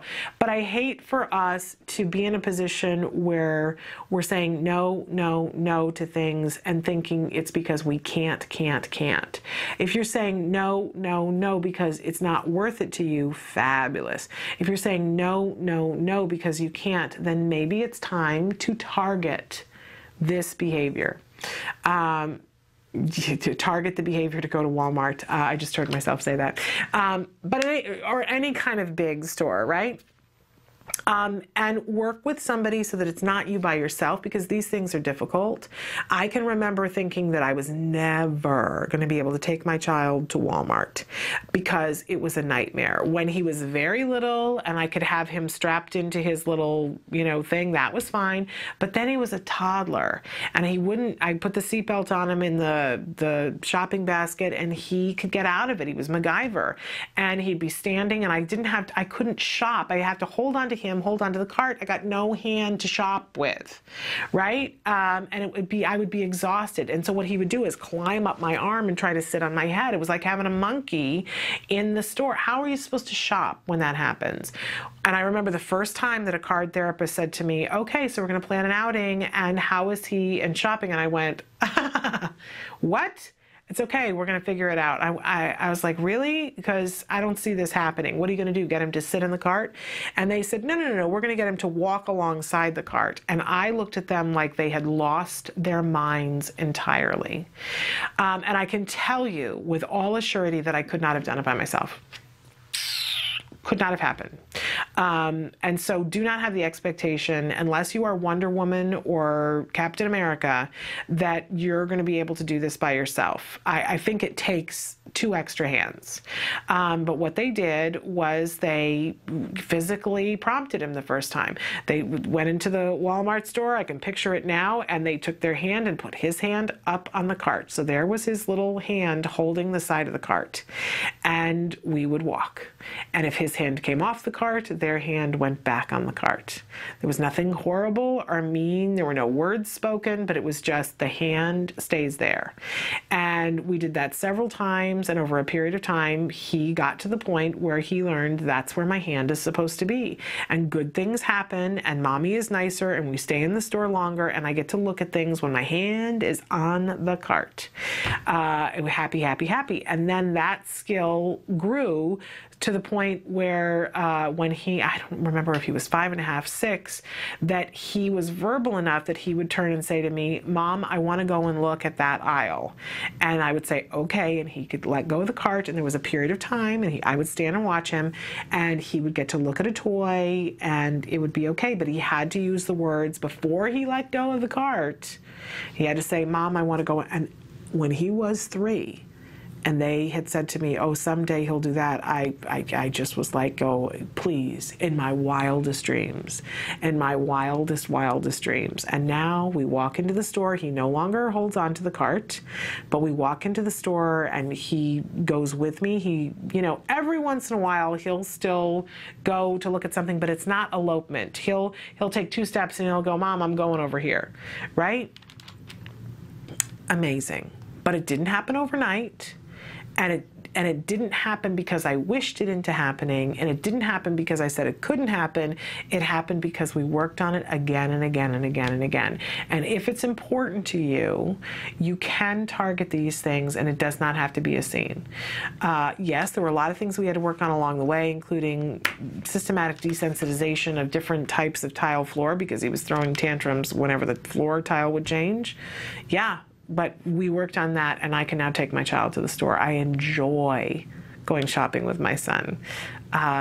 He's one of my favorite people to go places with, and I'm happy and proud that I can say that because I did not think that was going to happen. Okay, another person who says having a cookout with friends. Another person who says our family invited us to cook out. First one they have ever invited us to. They said they looked more into his diagnosis, and I'm hoping they will be more understanding. You know, that's a lovely thing when somebody it's hard. It's hard, and I think, you know, people, this last April, people said enough with autism awareness. Isn't everybody aware? We're aware. We're aware all the time. Let's move into autism action, and I don't disagree. But the truth of the matter is, no, everybody's not aware. Everybody that's why we take on the myth of the day, right? Everybody is not aware. People have fears. People don't know how to react. You know, people, as much as we're having a personal experience with autism with our child, and we have this awareness and this overwhelmedness, and it's constant with us, it's part of our day, it's part of our world, right? But the people around us are also having a reaction to it. And sometimes it's easy to look at it and say, well, that's incredibly selfish because you're not having to deal with it. But the truth of the matter is, when something happens to a family, everyone has to process it. And everybody has their emotions, whether we like them or not, whether we think they're entitled to them or not, they have emotions about it. And people had an expectation of what they wanted for you as a parent. It's true. I've said before on this show that I have a very good friend who just could not accept that my child had autism. To this day, he poo-poos it and says, I don't think that's really what he had. And I know when I've come to peace with the fact, there were years when I wanted to smack him and say, pay attention here. My child is having to work 40 hours a week plus, and that's why you're seeing progress, right? But I didn't, because I love this individual, and I have come to peace with the fact that he couldn't bear it, that I would have to go through that. Okay, that's who he is. That's what the situation is. It doesn't change the fact that I had to anyway, and he wasn't the person that I went to look for help and support on the bad days, right? That'd be like going to the hardware store looking for spaghetti. But that doesn't mean that I can't appreciate him and still be friends with him and that he can't be in my life. He just isn't the person that I'm going to go to because he's got limitations on this particular thing. It's very personal to him. It's devastating to him. Okay. I still have to do what I have to do. And over the years, there have been things where he has tried to be helpful and has been helpful. So we take the help, and we take when people say, look, I want to know more about this. I want to understand that. And we are as patient as we have the possibility to be on that individual day. We don't have a responsibility to be patient. But when we've got it in us to be patient with somebody while they come to grips with their emotions, then we do. I will never forget. I mean, you know, it's the same thing with any kind of grief, any kind of death. When people are sick, people get cancer, you know, the person who's experiencing it is having their emotions and saying, you know, this is happening to me, but everybody else has their emotions too. And I will never forget when my father died, I had cousins who their dad had been been really, really sick, and the expectation was that their dad was going to die, and he didn't. Instead, my father had a heart attack and died like that. And I remember being at the funeral parlor with all the emotion and thinking, you know, this is happening to us. But they sat there and sobbed and cried, and they were embarrassed to cry in front of us because we were the ones that had had our father die. But they were sobbing and crying because they had a lot of emotions about it. They had thought it was going to be them at the funeral parlor. They knew that they still had to lose their father. They were having emotions. It was indisputable, and they apologized and said, "I'm so sorry, I shouldn't be the one crying." But a lot of times that's the situation. The person who's in it is moving and saying, well, you know, I got things I got to do. You know, I got people I got to greet at the door or the funeral parlor. I don't have the luxury of sitting here and having my emotions. You do, and you've got the emotions. The same is true for autism. The people around us are going to have their emotions, and they're not always going to be fitting with what we're going through. But I think it's great that they're making an effort and that you're making an effort and that you're all going to be together for the barbecue, and hopefully they will be more understanding. Hopefully the research that they did led them to things that weren't like carte blanche, this is what autism is, but recognizing that different people affected in different ways. Another person who says late dinner and inside the movie theater for 2 shows, avoiding fireworks because my son just can't handle them. We will make it a fun evening. And you know what? Sometimes, look at how clever that is. If you can't handle them, and that's what it is this year, 2 back-to-back movies. There are worse things in life, right? And making it a fun evening with what you've got. Got to love that. We can work around things, right? Si se puede. All right, so it is time for us to take a little bit of a break. Got to go back over the schedule here. Our next thing that we're going to be talking about is the myth of the day. Don't forget that at the top of the hour, we're going to be joined by Nick Yates, who is going to be talking to us about bullying and autism. Really excited to have Nick back with us. And don't go away, because we're going to talk about the myth of the day. Stick with us.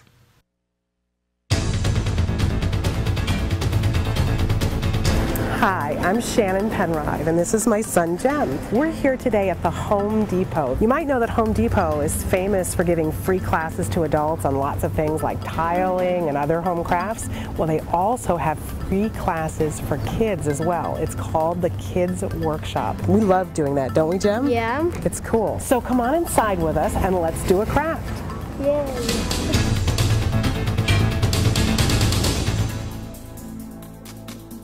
The Kids Workshop is a program that's been around with Home Depot almost since we've been a company, and it's been developed to allow kids in the community to come in and give them an opportunity to build something, to be able to create something and be able to take just simple wood pieces and put them together with nails and hammers and screwdrivers and then paint them. So you do this every first Saturday of the month. Any Home Depot that you go to on the first Saturday of every month between 9 and 12, you can join different associates throughout different stores and build these projects with these kids. And do they have to do anything beforehand, or can they just show up on that Saturday? All they need to do is show up. We have all the tools, all the materials that the kids will need. We have aprons that we give to the kids that they can take home and maintain their pins. They get pins on a regular basis for completing projects. With that, they can keep track of how many projects they've done. And it's all free. It's all absolutely free, all provided. Which is wonderful. And Wilson, I have to say, you know, you guys devised this for all kids to be able to do this. Correct. What I particularly love about it as an autism mom, it gives my child a place to come and learn a new skill, to socialize with kids of all kinds. Absolutely. And that's what we're here for. Home Depot is definitely loves to be involved with the community and bring the community in to work with us. That's what we love to do.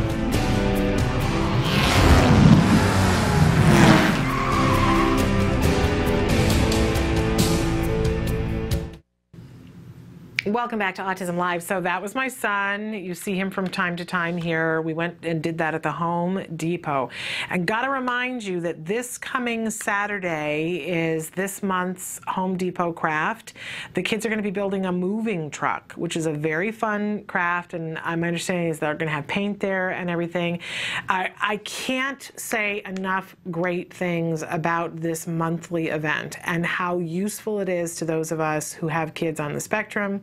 But the truth of the matter is, it's not an event for kids on the spectrum. It's an event for kids. So what happens when you go to this? You get there and they set your child up with an apron. In some cases, they give them goggles if it's necessary. They give them a little tiny hammer, and they give them a kit that's enclosed in plastic, and you break open the plastic, and it's got all of the pieces and the whatever is necessary to put the craft together. And sometimes it's a hammer activity, sometimes it's a screw activity, sometimes it's both. There's usually glue involved, and they have the glue on these tables, and sometimes it's outside, sometimes it's inside, depending on your particular Home Depot. So they've given you the apron, sometimes they're giving you the goggles, they're giving you whatever tool you need, and the kit, all free. And the apron the children get to keep, free. And so you've got the kit, and you dump it all out on the table, and there's an instruction sheet that sometimes has a word search or some sort of puzzle on it as well. So there's other activities that the children can be doing later. And the instructions, there are text instructions, but there's also visuals. So if a child is a pre-reader or an early reader, they can follow along on the pictures. They show you, it really helps with following instructions because it shows you all the different pieces, so they can check and see if all the pieces are there and which pieces to use at which time. I am one of those horrible people that really despises reading instructions, and frequently I have to go back a step because I should have read the instructions. And so it's really reinforcing in this particular instance with these crafts to read the instructions, because sometimes they have longer screws and shorter screws, and it makes a difference what you put in where. You really do need to follow the instructions instead of just find your own way. But that is a really good thing too, and you get to put together this craft with your child, or you could take it home if your child reaches a sensory point where it's too much for them, because there is a bit of noise. There's parents standing everywhere talking to their children. There's intermittent hammering, but once they put the craft together, sometimes there's stickers to put on the activities, sometimes there's paint, sometimes there's both. On the given day that we went, we put together those race cars, and there was a big paint station. The kids could paint them whatever color, they could put on stickers. Sometimes there's something to do with the craft when appropriate afterwards, like on that day they had a racetrack that they could angle up and the kids could race them. They had a ball. They had an absolute ball. First of all, they worked on these things, which were very fine motor. We're working on those hand and finger skills, putting something together. We're working on following directions, being cooperative, listening, taking turns, right? We're working on our hammering skills.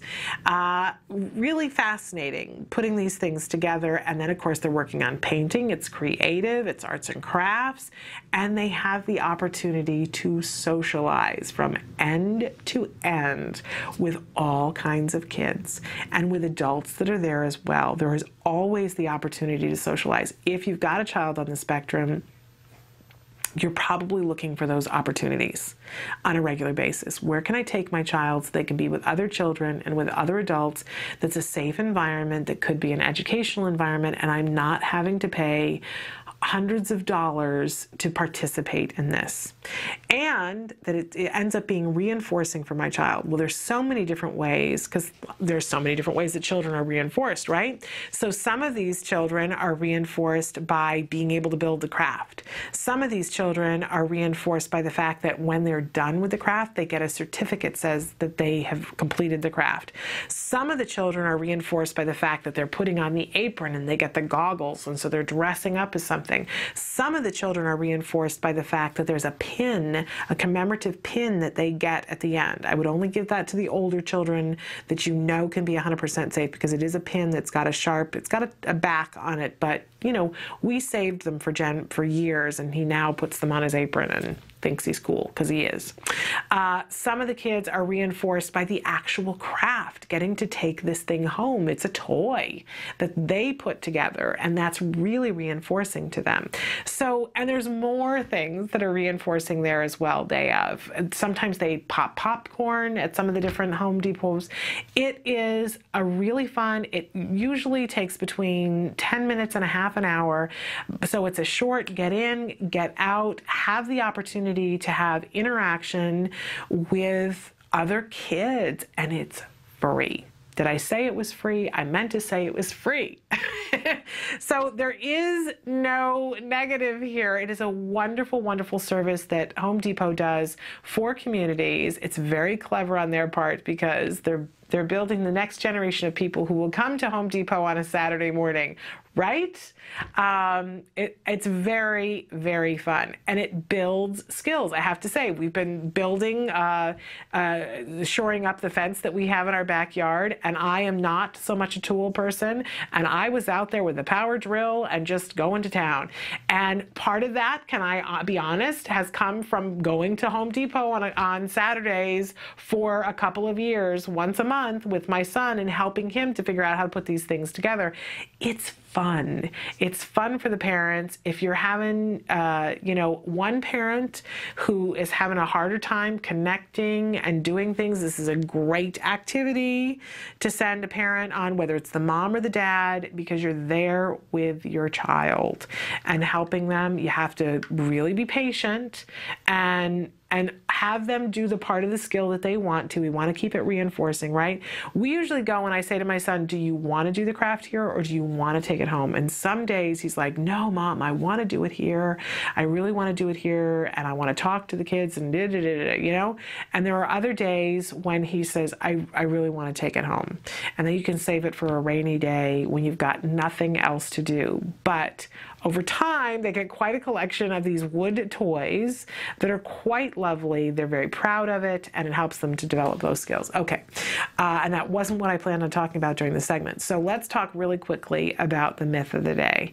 We were talking earlier about how the truth of the matter is, I wish I could say differently, but the truth is that there are a lot of people who still have a lot of misconceptions about autism and what it means and what a child with autism is thinking, what they're capable of, and what their full potential is. A lot of people have misconceptions about that. And something that we're very fond of saying here on the show that Nancy Alspaugh Jackson says on a regular basis, which is you must presume intelligence. You must.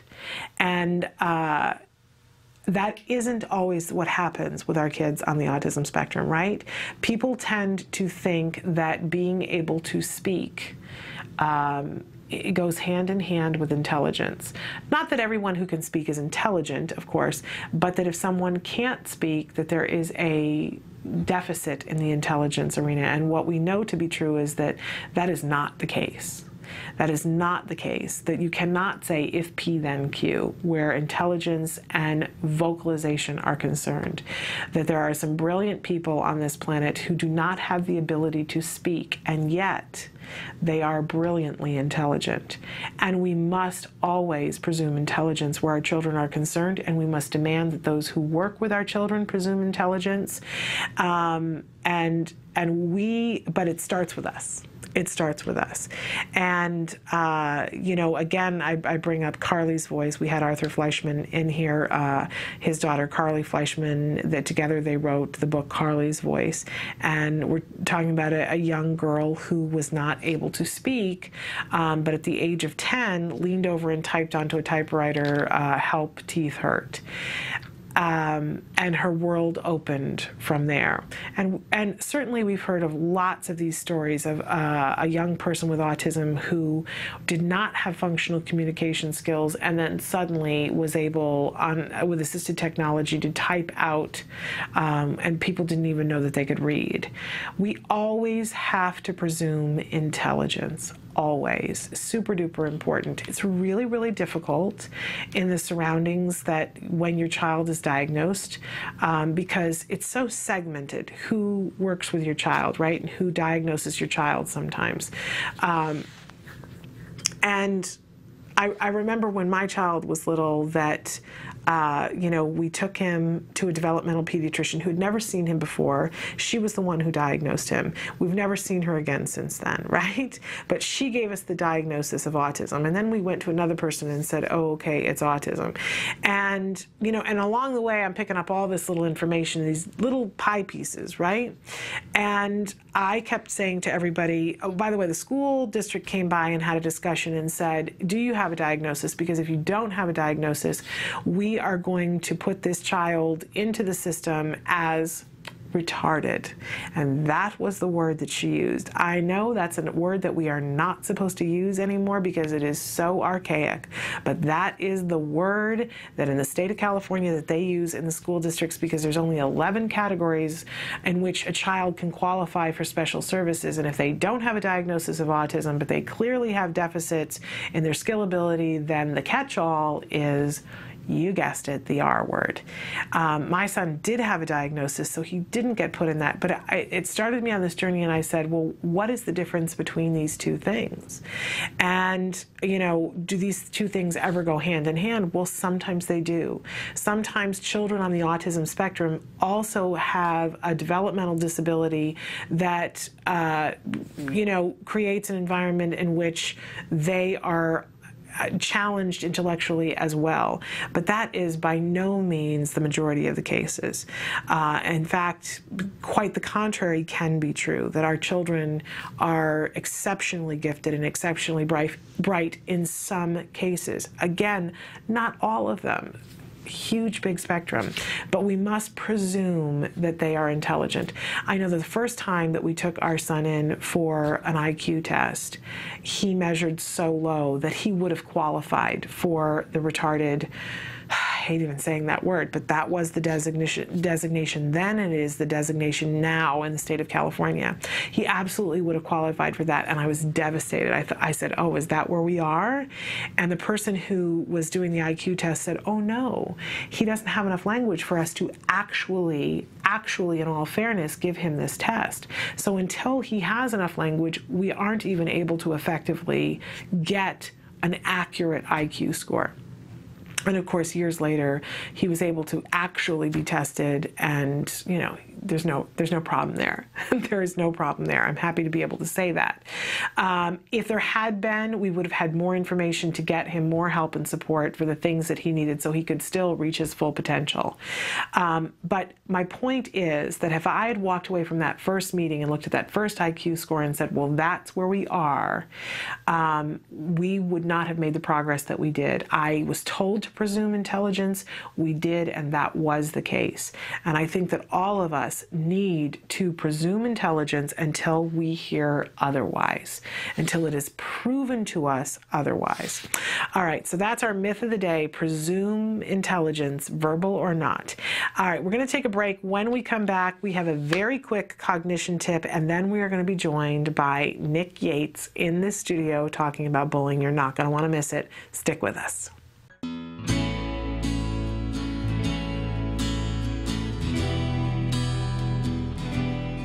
Here I stand, a man, someone who has overcome struggles, someone who has endured perceptions of what others thought of him, thinking he was stupid because he was autistic, or simply believing him to be nothing because he was different to them in their minds.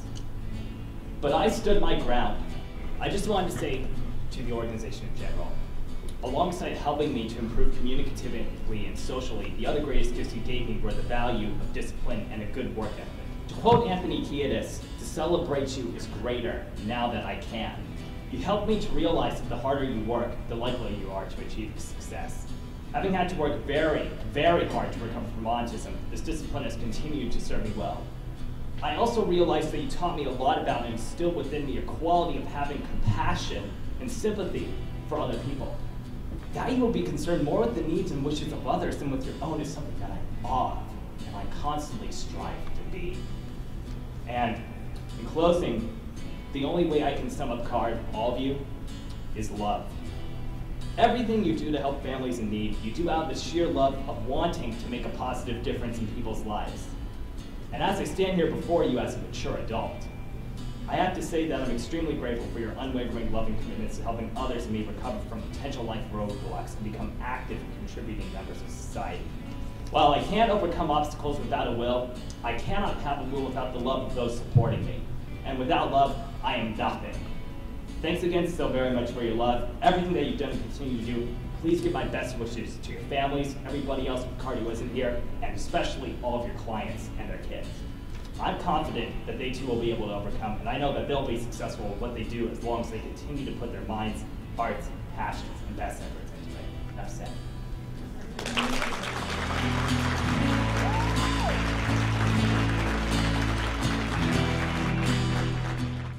Welcome back to Autism Live. I'm just taking care of business here. Wanted to put that up for you. It is time for our cognition tip of the day. And, you know, we talked about this a little bit before about how it's important for us to be building things into our child's day where they have the opportunity to understand that they are an individual and that other people are also individuals. We want to keep building that into their day. So there are a series of lessons that we do within the cognition curriculum of skills. And I know I talk about skills from time to time because it's fabulous. So that's why I talk about it. I don't know what else to say. It's fabulous. When you think about the fact that before, if a parent wanted to be doing ABA, they really had to create everything for themselves from the beginning. And certainly when my son started ABA therapy, I was largely clueless. I went through a parent training, but I had the benefit of the Center for Autism and Related Disorders, and they said, here's what we're going to work on, and here's the order in which we're going to work on it. And I went, okay. Because what I was doing wasn't working, and I had seen that what they did worked with other kids.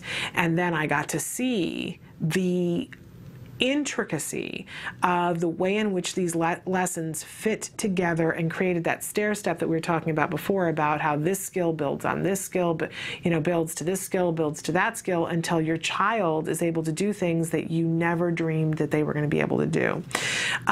Well, they were using the CARD curriculum, which is now online and available to you at home, in your home, and it's called Skills. It's an online tool that has the entire CARD curriculum, over 20 years of researched lessons with teaching points for every single skill that a child would acquire from birth to their 9th birthday.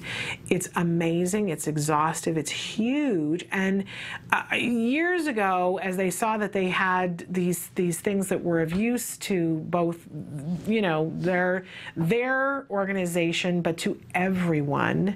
I think the original plan was to make it into a series of books, but basically you would need to rent a new house to house the books, because there's that much information, and you wouldn't need all of the books. You would need like volume 22 and volume 342 and lesson 1058 from volume 58.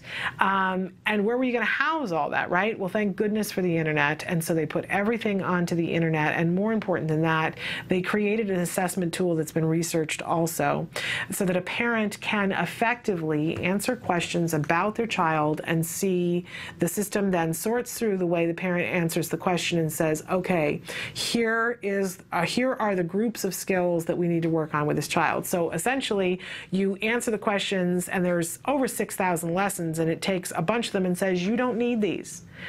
You don't need these, so you don't have to worry about that. Here's where we want you to focus.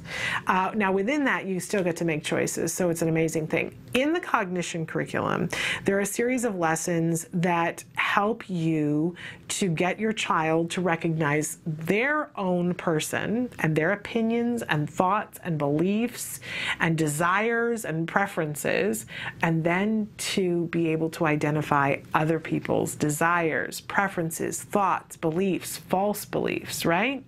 And that's in the cognition curriculum. And it starts with children who, as young as 2, can be working in this curriculum to learn what desires are.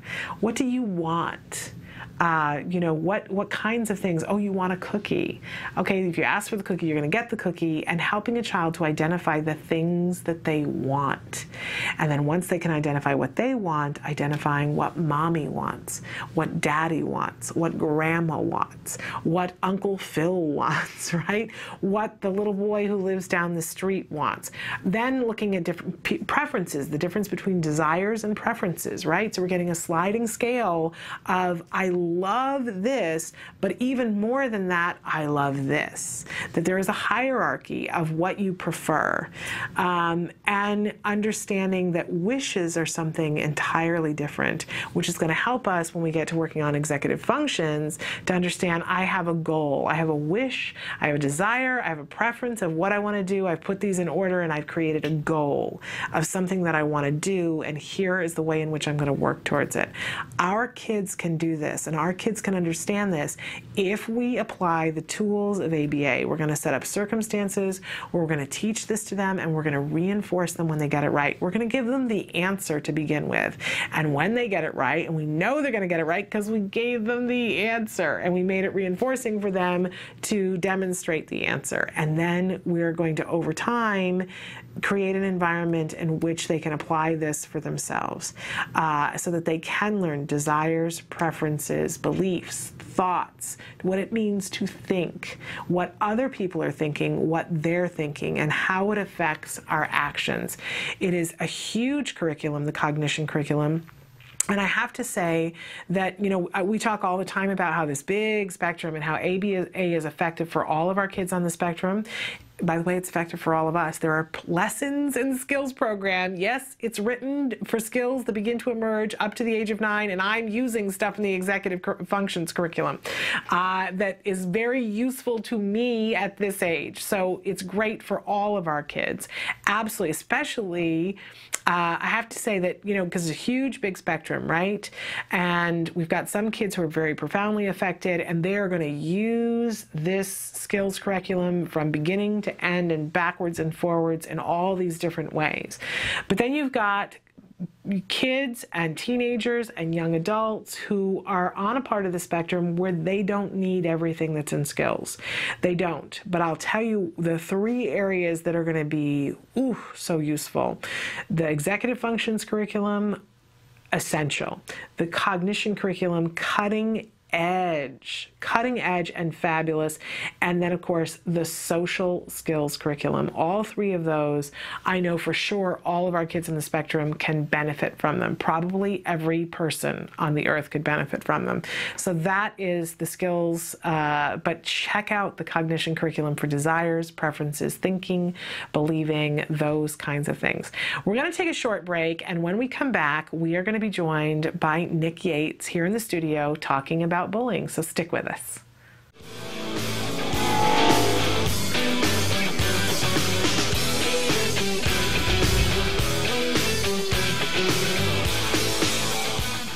My name is Crystal Shepard.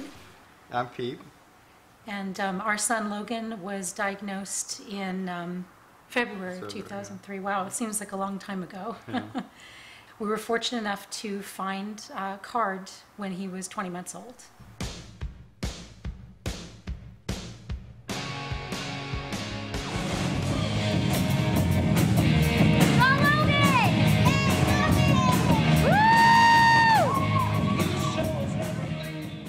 Called and said, you need to go to this place, I've researched it, you need to go right now.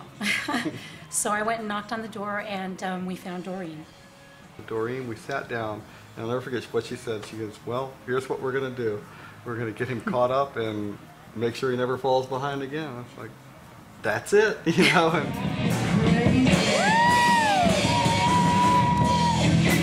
He's a very fun, popular kid. Rock star. Rock star. He's a drummer. Quite an accomplished drummer. He never stops talking. He's got a funny story and a smile for everybody that he meets. And it's pretty amazing. He's a completely different kid.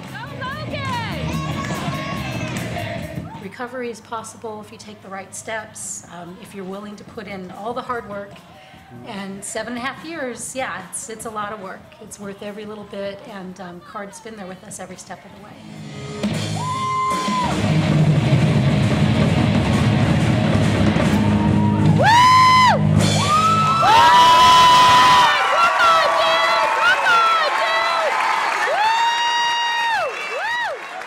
My name's Monica.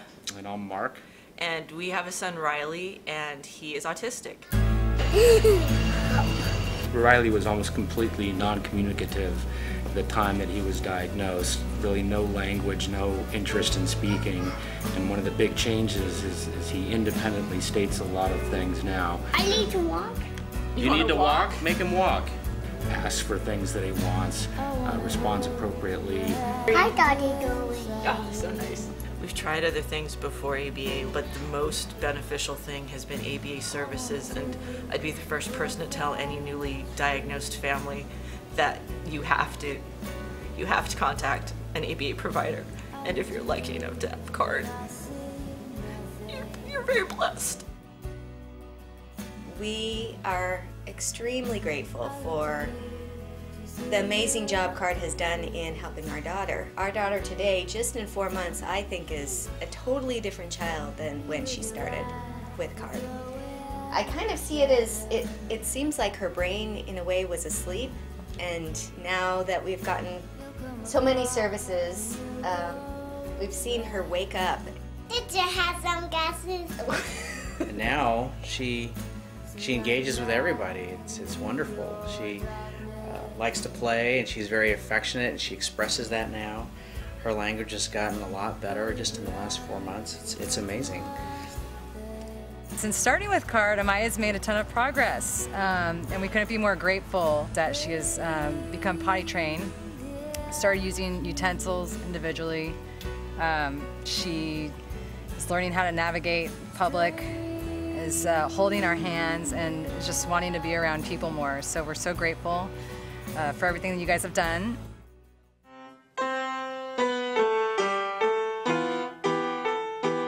Hi, Dr. Grandpa Shay. Congratulations on your 20-year anniversary of CARD. I love all my CARD teachers. They are the best. And now I'd like to play you a Beatles song. It's called Cross the Universe.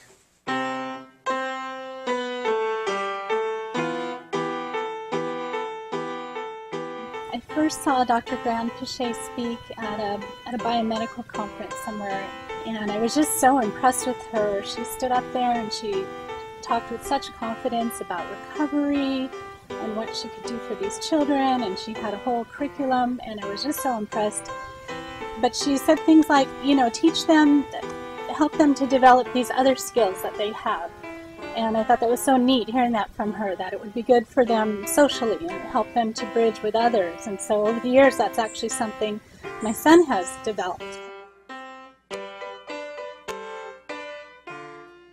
You know, if he hadn't had speech therapy or OT over the years, he probably would be just about, you know, pretty much the same child still, not so different.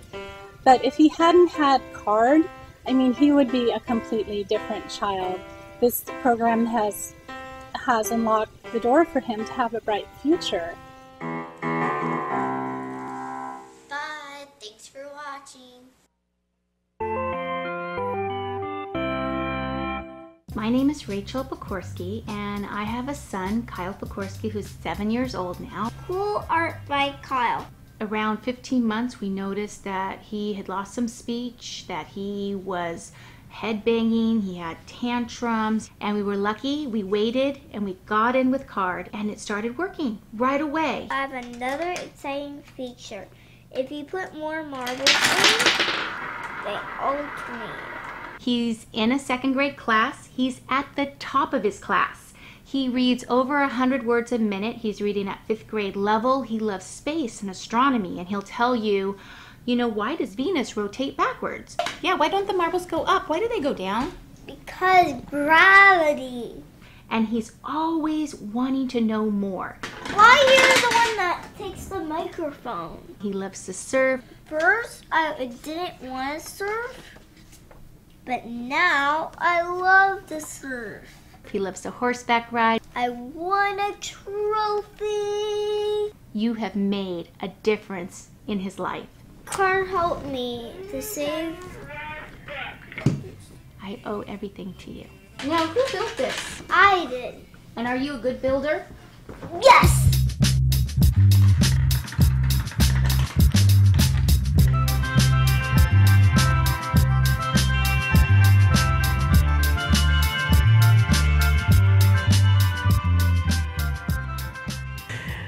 Welcome back to Autism Live. I'm Shannon Penrod, and we're here at the Center for Autism and Related Disorders headquarters in Tarzana, California, and I'm joined right now by a very special guest, Nick Yates.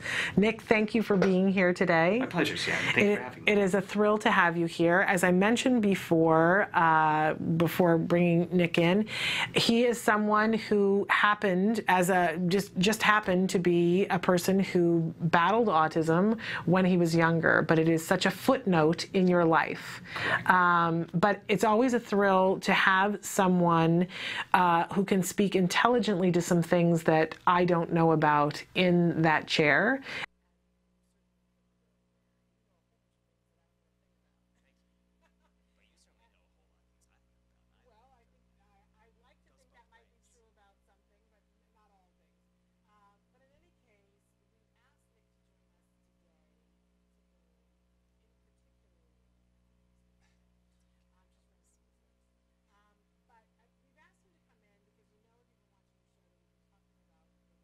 A lot.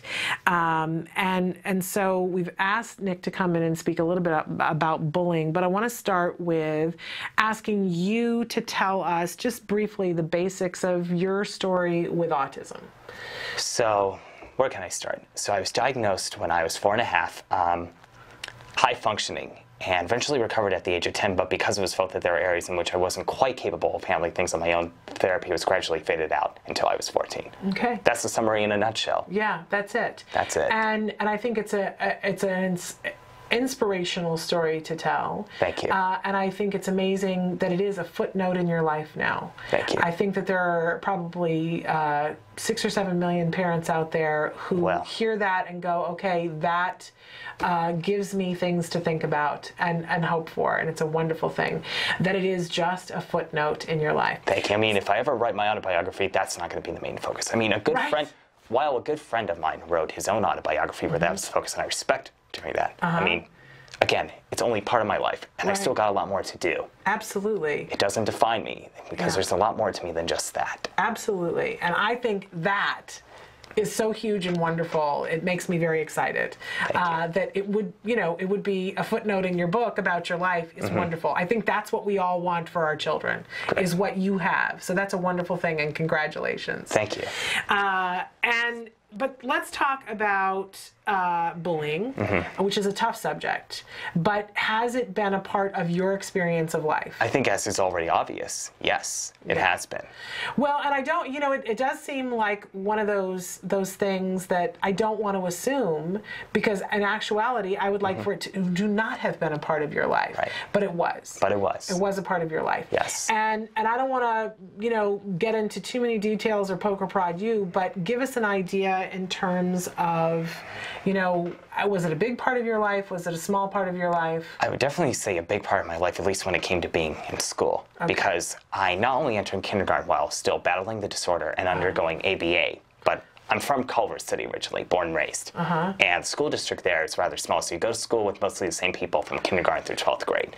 And this is how I initially came across to a lot of students. And even after I had improved to a significant extent, there were some who just couldn't get beyond that initial impression of me. And it was tough. Yeah. I mean, not just because they couldn't understand, and it was quite common, not just because they couldn't understand what I was going through, but my own tendency to immediately respond and react to what others said and did. And that was something about me that these people took advantage of.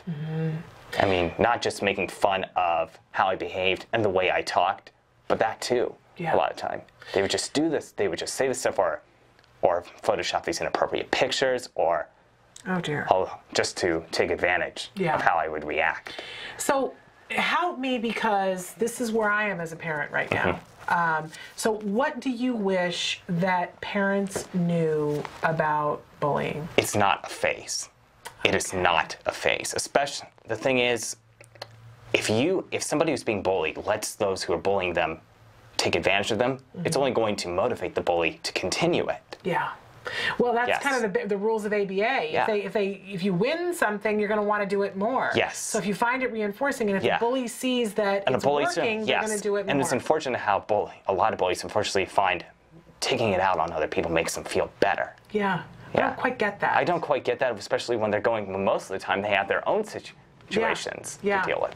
Yeah, it does seem like that's the case. Yes. That bullies are people who have either been bullied before or have something that's going on with them, and so they decide to pick on somebody else and bring hardship onto somebody else. Right.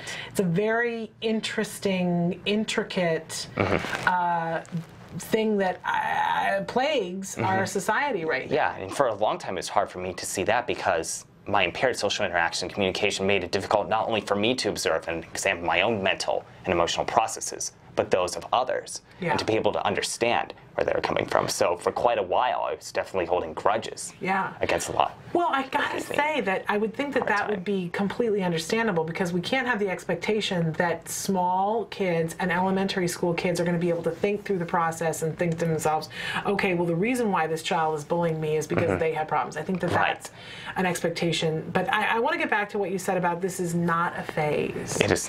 Not for the bully and not for the person being bullied, then I take it. Yes. And so what can we do with that information, do you think? What do I think we do? I mean, one thing that needs to definitely be done, I'm sure you heard about the film Bully. Yeah, I haven't seen it yet. Have I you? saw it, and it was very good, but I should not have been eating while watching it, because just the memories, seeing what these kids were going through and the memories it brought back for me, I unfortunately threw up. But the main message I got out of that is basically schools have for too long been ignoring the emotional needs of their students. Yeah, and on both sides. And on both sides. Yeah. But particularly schools. Okay. I gotta see this film now. Yeah. You're making me want to see this film, but I'm not gonna eat. Good to know. Okay, so why do you think, Nick, because you're a really intelligent young person, and we were just talking about this during the break, that you've just finished your 3rd year of college. So you're about to start your 4th year of college. Correct. It's kind of amazing. You're at that point where you're still close enough that you can see some things that I'm too old to see, you know, for young people. But you're an adult and you're looking at things through an adult's eyes. Right. Why is bullying such a big issue right now? Is it that we're talking about it more, so it's more in the forefront, or is it happening more often, do you think? It's, you know, we're certainly talking about it a lot more than we used to, but I would say it's still just as bad as it was a while. So it's the same amount. It's the same amount. Yeah. Or maybe it could have increased, but you know, even then it's still bad as it was horrible. over a decade ago. Yeah, it's inexcusable. It's not acceptable. We need to do something about it. It overwhelms me. I got to be honest with you. Bullying is something that I've been aware of for a really long time, but it wasn't in my life. Do you know? I mean, I think I got bullied a little bit as a kid. I don't think but it wasn't traumatic. Right. And it wasn't a part of my life, and it wasn't a part of my child's life. It is this year. Right. It's personal now. And I feel like, wow, I got to wake up and smell the coffee and do something about it. And maybe you can help me to figure out some ideas, because I have some ideas, but I want to be effective. Certainly one of the best things you can do, remember what I said about immediately responding and reacting to what others say and do? You need to definitely help, not just you helping your son, but certainly other parents helping their children realize that that's not always necessary. Right. I mean, particularly, sometimes for me still, biggest fear is not knowing what to say or do in a given moment when somebody says or does something that either provokes me or catches me off guard. But what I realize is that it's okay to not always know what to say or do. The important thing sometimes is just to be able to breathe or count and wait. I mean, as my father put it to me, waiting is action. And it really is. I'm starting to realize that more and more, especially in trying to work on controlling my impulses. That's amazing, because I do think that we all worry about that, Nick. I worry about that. I have trepidation about circumstances and think, what if somebody says this? I won't know what to say. I won't know what to do. I think we all have that to some extent, but that waiting is action. That's brilliant. Your dad's a smart man. Well, thank you. And it's a great quote. I think that we should take a break, and we'll come back and talk about some more of these different topics and gain a greater understanding of the fact that we need to be in some form of action, even if waiting. That's a new thing for me to take on. I gotta think about that waiting is action. All right, so stick with us. More with Nick Yates after this break.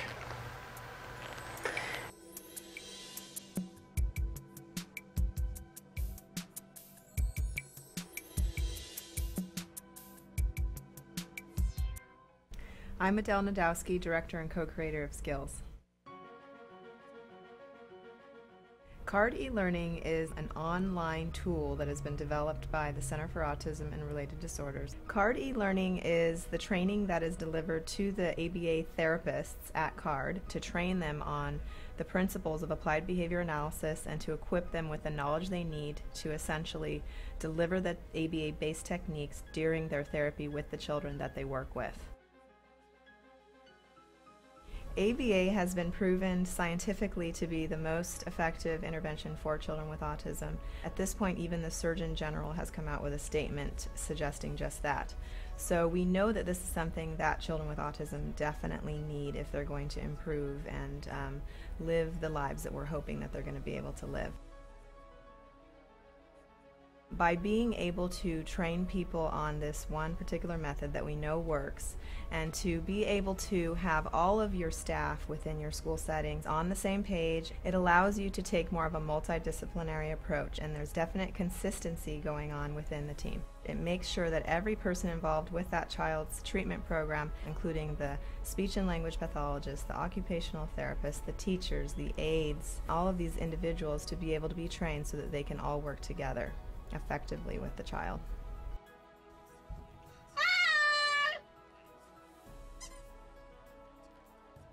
Parents that are using CARD e-learning can use it either to train themselves, and then after having done that they can implement different techniques with their child in order to teach new skills. But oftentimes parents might also be working either with an ABA provider, with a school, or they may have even hired their own therapist to deliver the intervention techniques. So CARD e-learning can be used either to collaborate with your school. It can also be used to train the therapists that are coming to the home of the parents, or it can also be shared with the ABA provider so that that provider can find out about it and perhaps implement it within their organization and train their staff.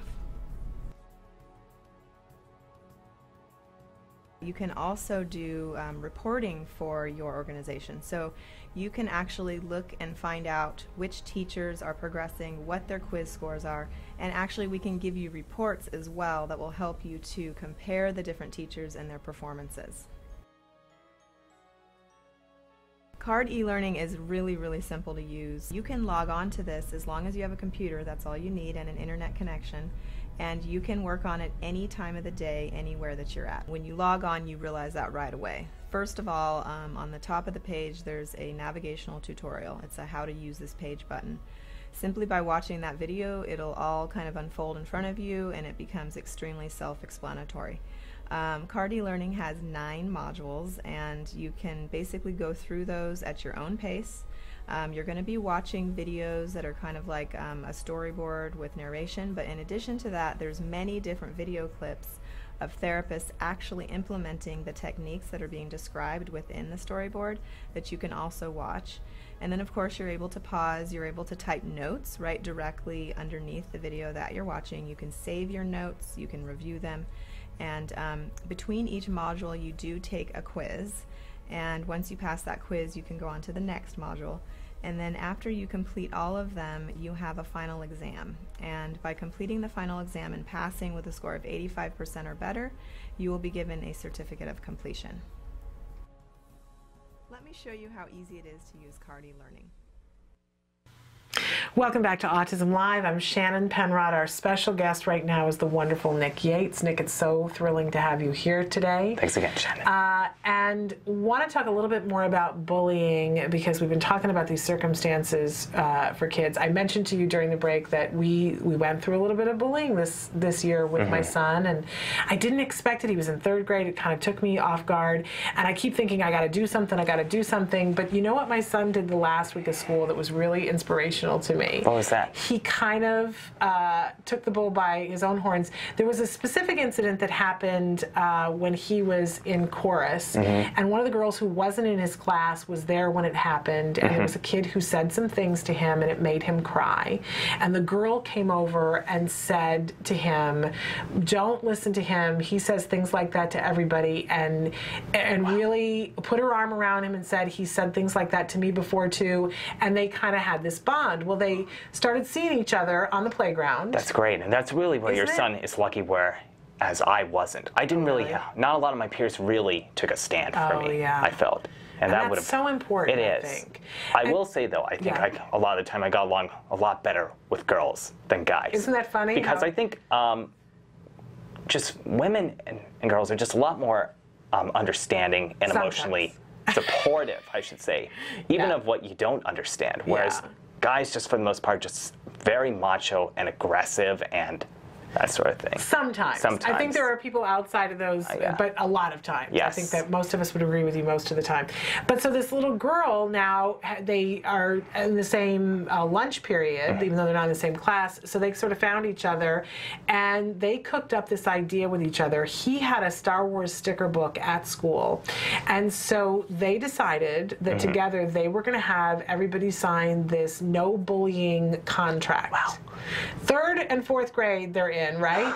And the deal was, and they did a practice run the last 3 days of the school year, and during the recess, if the kids came over and signed the contract saying that they would not bully and would not allow anybody else to bully while they were standing there, then they got a free Star Wars sticker. This is blowing my mind because, again, none of this was happening when I was in his grade. Well, and can I tell you, he did that while I was sitting there worrying about what was I going to do about the bullying, and everybody is, you know, trying to work on the situation and deal with it from a 360 perspective. But this is what my son and his little friend came up with. Right. And I'm so proud of him, and I'm kind of in awe and think, okay, what am I going to do to help and support that besides buy the stickers, which obviously I'm going to do, because when the school year starts, they have this big rollout plan of what they're going to do to start this anti-bullying project at their school. He'll be in 4th grade and she'll be in 5th grade. Right. But kind of amazing to learn from him and from her. But again, he couldn't have done that on his own. Exactly. He had to have a peer who was willing to stand with him and say, I'm with you on this. How essential that is. Yes. So how do we teach kids, how do you think, I mean, I'm asking you age-old questions and you don't have to have an answer, but how do we teach kids the importance? I keep thinking I need to direct a play. There are books. Schools are working on this, but what are they doing wrong? What are schools doing wrong? Not paying enough attention to students, or not giving them opportunities to, I think team building for one thing is very important. And if schools, you know, I think have a lot more team building activities, that would really help. That's a great suggestion. Coordinate better relations, I would hope. Yeah, absolutely. And then certainly you have to have assemblies about these issues, and certain times teachers should be required to discuss this stuff. Absolutely. Because, you know, safety comes first, and there's nothing worse than being driven away from where you have to be because you don't feel safe. Yeah. I mean, it never got to that point for me, but certainly as I'm aware and from having seen this film, it was that way for a lot. And we should say that the film again is Bully. Yes. And I'm going to have to see it now, Nick, because I wasn't sure about it. I've heard a lot of different things about it, but with your recommendation, I'm going to have to go to this. No problem. What do you wish? So for the child who's being bullied, and being in a position where you are, where you're older now and wiser, if you had a child in front of you who was being bullied, what would you say to them? I certainly would wish that they should realize that what they're being bullied for or harassed or teased is not their fault. It's just a lack of ignorance on the other person's end. And most of the time those people are have their own problems to deal with. And they're just using you as a channel to make themselves feel better, because they assume that what you're going through, especially if they don't understand it, is a lot worse than their own problems. And then certainly the fact is the matter of not having to immediately react and respond. It's okay to walk away or to ignore. Okay. Because that really is strong in itself. It is. It is. It is very strong. In fact, when we had Dr. Jonathan Tarbox in a couple of weeks ago talking about bullying, and he said that the research suggests that a non-reaction in the moment is one of the strongest things that you can do. Absolutely. Because a lot of bullying, of course, we can't know for every bully what the function of the behavior is, but it appears that a lot of times it's attention, and that if everybody walks away, the person who's being bullied and the other kids walk away and don't say anything like, hey, you shouldn't be bullying, that kind of stuff, but walks away, that in fact the behavior decreases. Right. Not in every instance, but in a lot of instances. That was shocking to me. That was really, because I was even thinking in terms of when the other peers noticed something saying, hey, you can't bully. Right. But instead, this non-reaction of, we're just not even going to pay attention to you. You're there, but we're not participating in this with you. Really interesting way of looking at things. But again, I think so important that what you mentioned, that the really pivotal thing is making it abundantly clear to the child who's being bullied, this is not your fault. Exactly.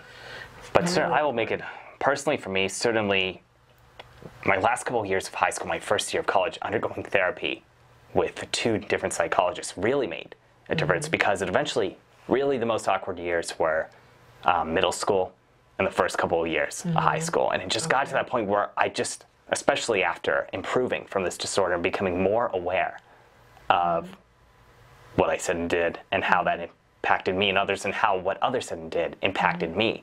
It just got to the point where I wanted to better understand why it was that I faced these difficulties. Interesting. And, it just made, and just talking to these psychologists and the advice they gave me really helped me to view it in a different way and to better approach how I reacted or responded should it have happened again.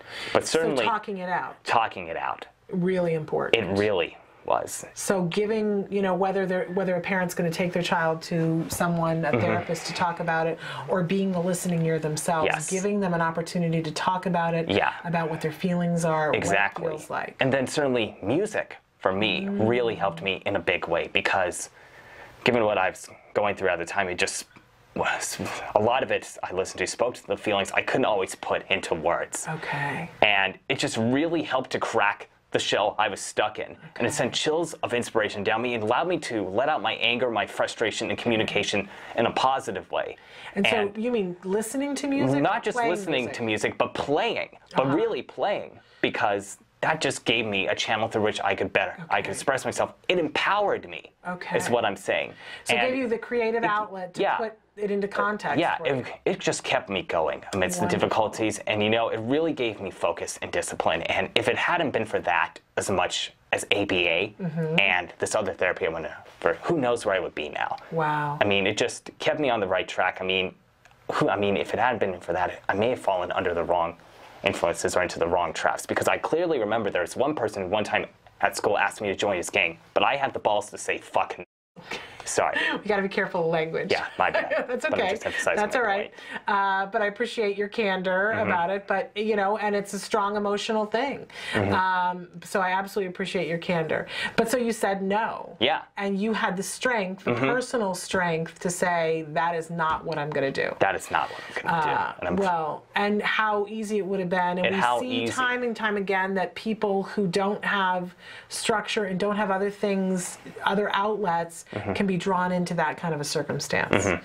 Well, Nick, I always find it so inspirational to talk to you, and I think that you have such great input on so many different things.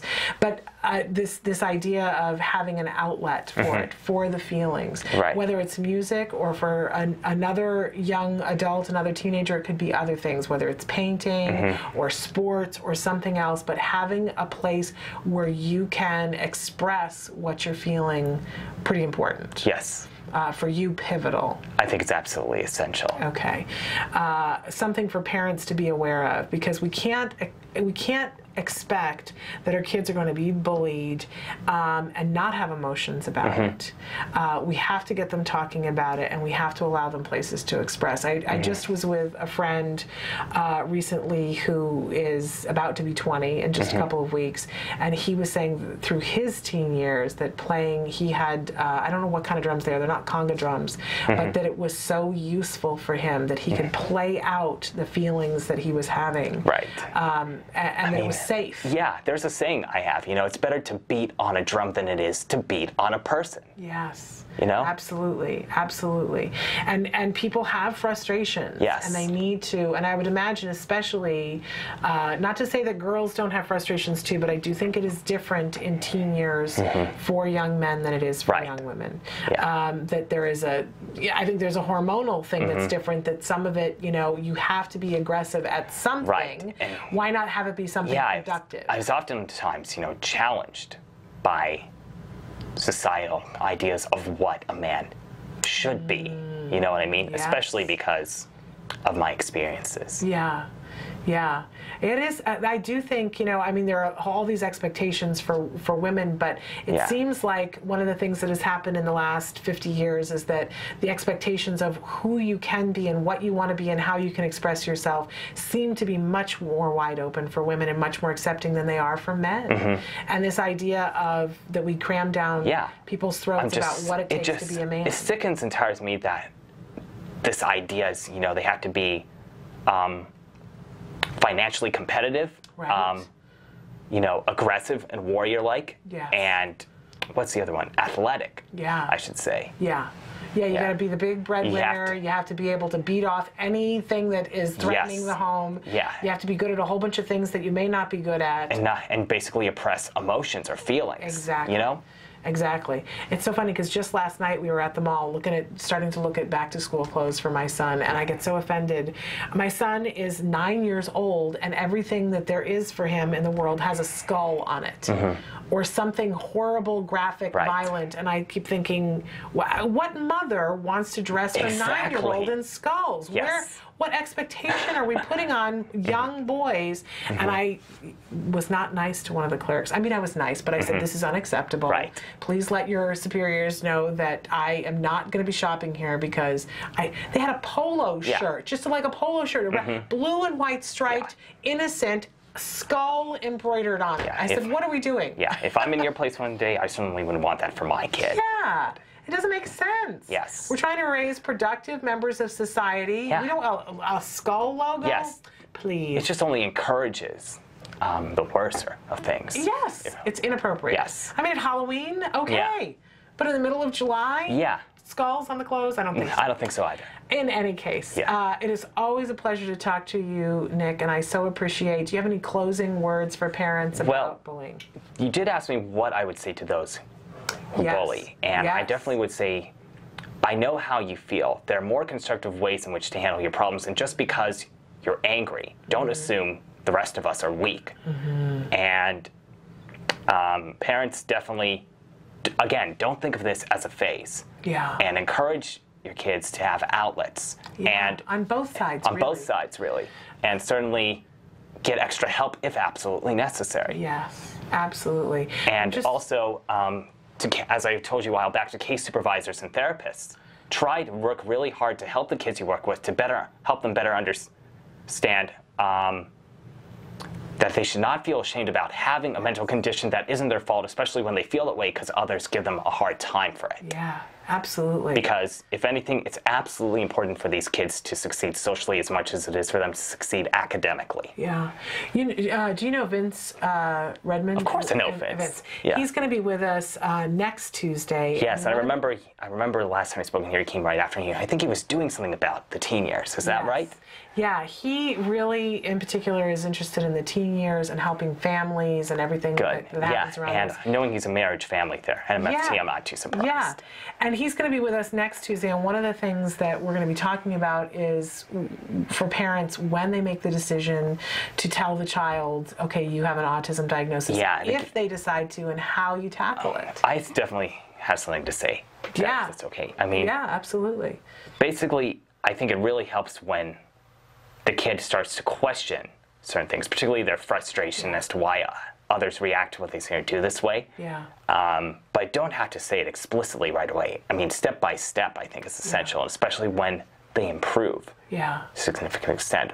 Or sometimes, but really it helps when the kid feels it inside because they want to better understand themselves. Why am I different? Because there comes a point when a lot of our kids recognize that. Why am I different than this other person? And why am I being treated differently? And that helped me in a big way.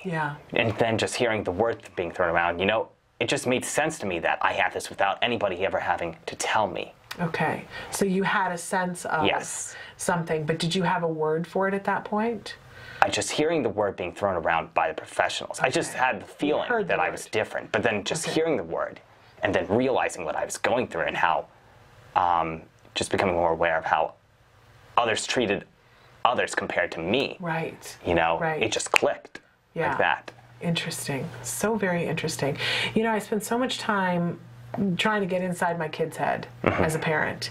And more now that he's doing so well, he tells me what's inside his head. He now tells me what he's thinking and how he thinks and how he processes things, and it's an absolutely fascinating thing. But for so many years, I didn't have that luxury. And there are a lot of parents out there who haven't had that luxury either, to know what it's like for your child in the moment. And of course, it's different for everybody. Yeah. But that insight, Nick, is so valuable to us. And I know that how do I want to say this? That it costs you something because you do lead a rich life in which autism is not a part of it. Yeah. So it's very meaningful that you come and share that with us. I will also say that certainly going to school out of state and being the only person from my high school at the time was really a fresh start for me, and that nobody once knew about my past, didn't have these misconceptions, misjudgments, and preconceptions. Right. And, you know, it just not only made social life easier for me because, you know, in the past it was just like what I was going through made it difficult for me to open up to others because of this fear that controlled me. Sure. But now it's like, it's just made it easier for me. You know, basically what hasn't killed me has made me more strong. Okay. That's a really good point for us to hear too. Thank you. Because I know you worked really, really hard. Thank you. And I'm still working hard. Yeah, you're still working hard. Well, you're a person on this planet. And so we're all work in progress. Yeah. But, you know, you're doing a really good job. You technically are a senior at this point, and doing an amazing job. Thank you. And such a pleasure for us to know. So I guess my one last parting question for you is, what do you wish people knew about you? Again, I probably say this before, but if in the instance that I may respond rather aggressively or seem uptight, it's just, again, it's like when somebody says or does something that provokes me or catches me off guard, it's more frustration with myself as far as not knowing what to say or do. And it's just unfortunate that sometimes I may come across that way. But again, trying very hard to not only be aware of what I say and do and how it impacts others as well as me, but to disrupt that which no longer serves me well. Wow. Well, I have to tell you that my perception, and I don't know that you're interested in my perception of you, but I talk about you from time to time on this show as being somebody who is deeply passionate. That's what I see in you. Somebody who is very passionate about the things that you're passionate about. Somebody who's incredibly knowledgeable. Somebody who's incredibly considerate of other people. Incredibly polite and incredibly self-aware.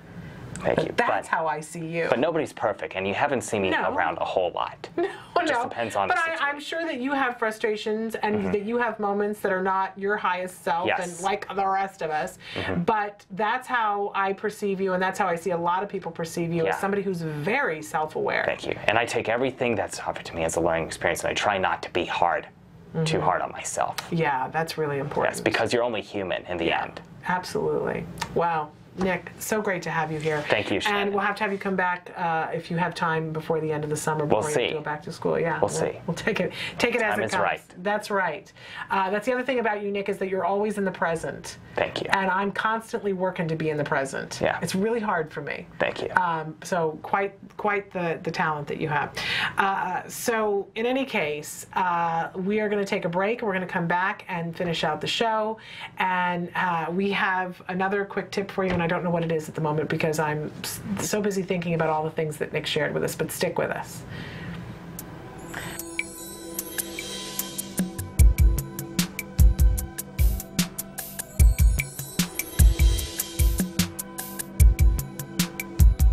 My name is Jennifer Yakas, and I'm a CARD Senior Clinical Supervisor and a Senior Trainer. What is self-regulation? Self-regulation is something that we all use on a daily basis, ongoing throughout our day. So self-regulation is your ability to be self-aware and monitor your own behavior in certain situations, and then be able to use that information to make adjustments to your behavior, to be able to respond more appropriately to things that are happening in your environment. Why is self-regulation such an important skill to teach to a child? Self-regulation is incredibly important for anybody to learn, particularly for children with autism, because self-regulation relates to an area of functioning that's referred to as executive function. So it's your ability to engage in goal-oriented behavior, your ability to basically decide which skills need to be used and which situations, and be able to apply appropriate strategies depending on the context of each environment that you're in. So that is one of the core deficits of children on the autistic spectrum. Self-regulation also affects basically every area of functioning on a daily basis. So self-regulation applies to emotional stability, being able to react appropriately emotionally to different situations that are going on. It has to do with on-task behavior, so your ability to be aware of your focus, where you're supposed to be paying attention, being able to bring back your focus to something that is important in the environment. It might have to do with energy level. So many times children with autism become overstimulated or understimulated based on what's going on around them. So self-regulation affects their ability to be aware of their energy level and then engage in strategies to help them bring it back to middle so that they can be calm and respond appropriately in whatever situation they might find themselves. How can I teach self-regulation to my child? So if we were to pick an example of on-task behavior, the first step that we need to do is get the child to understand what is on-task behavior and identify that between examples of off-task behavior. Because in order for us to be self-aware of our behavior, we have to be aware of what that behavior is in the first place. So you can present very simple discrimination trials where somebody is displaying one type of behavior and another type of behavior, and the child has to determine whether what they saw was on task or off task. So you make sure that the child is able to identify that target behavior. Then you move into self-recording of that behavior. So the child then determining within themselves whether they engaged in that behavior within a certain time frame. Within that piece, you have to include accuracy checks. So you need to make sure that the child in rating or recording their own behavior is actually authentic in that recording. So we do that by having an observer, typically a therapist or a tutor or a teacher, recording the child's behavior or rating the child's behavior at the same time. And then we offer reinforcement for the child just for matching that recording. Regardless of whether the behavior occurred or not, we want to make sure that the child is authentic and accurate in their recording. So it's important to offer reinforcement for that piece as well. So once the child is able to do that and recognize instances of that target in their own behavior and record it, the next step is getting them to then compare it to some type of rule or some type of criteria that we want them to meet. So for on-task behavior, we've taught the child to identify what on-task behavior is. We then give maybe the child an interval of 2 minutes, and we want you to rate within that time frame whether you stayed on task the entire time or whether you were off task for longer than 10 seconds, something along those lines. It could be simplified depending on the child. So then once we get that accuracy in the self-recording, we then teach the child how to measure that up to the criteria that we've selected.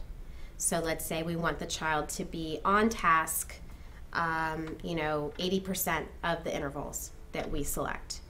And so we teach the child to record and then compare to that criteria.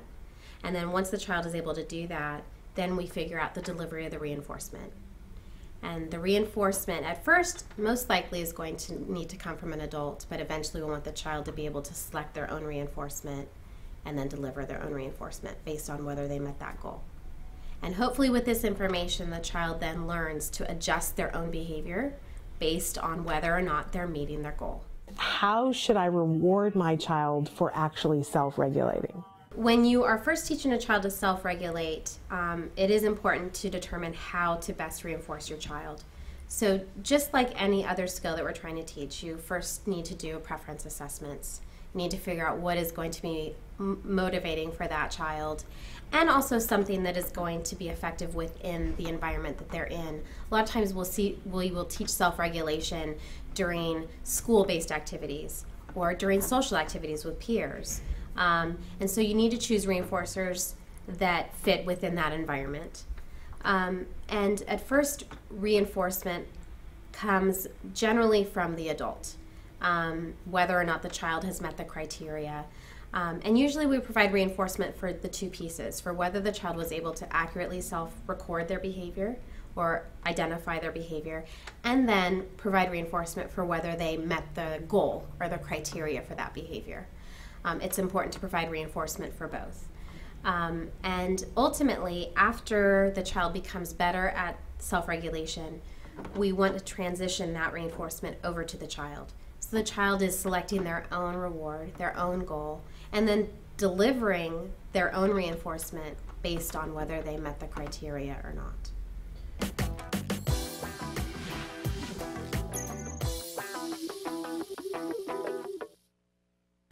Welcome back to Autism Live. We just finished an interview with the wonderful Nick Yates, someone who anecdotally was diagnosed with autism and worked really hard and got to the point where he no longer qualified for that diagnosis, and it's a footnote in his life, which I think is a really amazing thing. As a parent, it gives me all kinds of inspiration.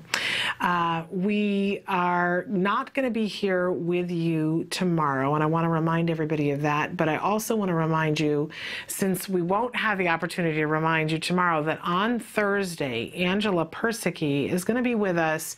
She's going to be coming in and joining us on a weekly basis now on Thursdays, and she's going to be with us Thursday at 11 a.m. talking with us about toilet training. She was with us last week, and you know how sometimes people say things in life and they say things as if it's just so easy. It's just, it's just no big deal. And you look at them and think, okay, this is a very big deal in my life. How do I have what you have, right? Whether it's that they say, oh, I just wrote a check for $10,000 to charity, or they're saying, toileting a child on the autism spectrum, it's just, it's just one of those things, and we know how to do it, right? It's just taken for granted kind of thing. That's what she came in and said last week. Toileting, it's one of those things that we know we're going to be successful in all cases. We have this down, we've done the research on it, and we know how to be successful in all cases. And I said, wait a minute, you got to back up, because there are lots of people who are watching who don't have this information. So that's what she's going to be coming in and talking with us about on Thursday. What that information is, to give you access to it, the kinds of things that they've done research on, the kinds of things that they know 100% for sure work.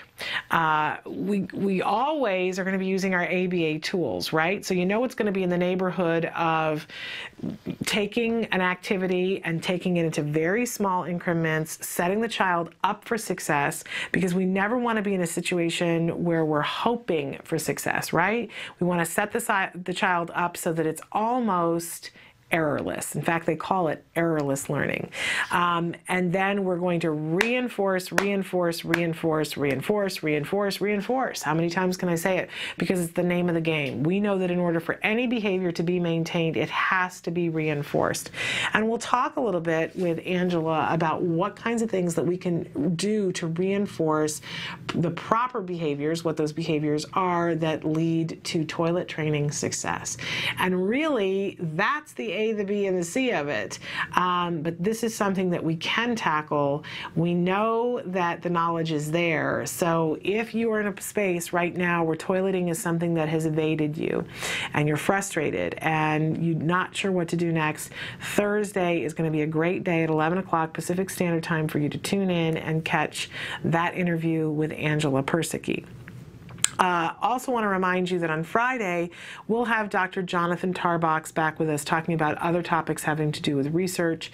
And during both of those segments, actually during at any point, it's a great time for you to write in, call in, and ask questions.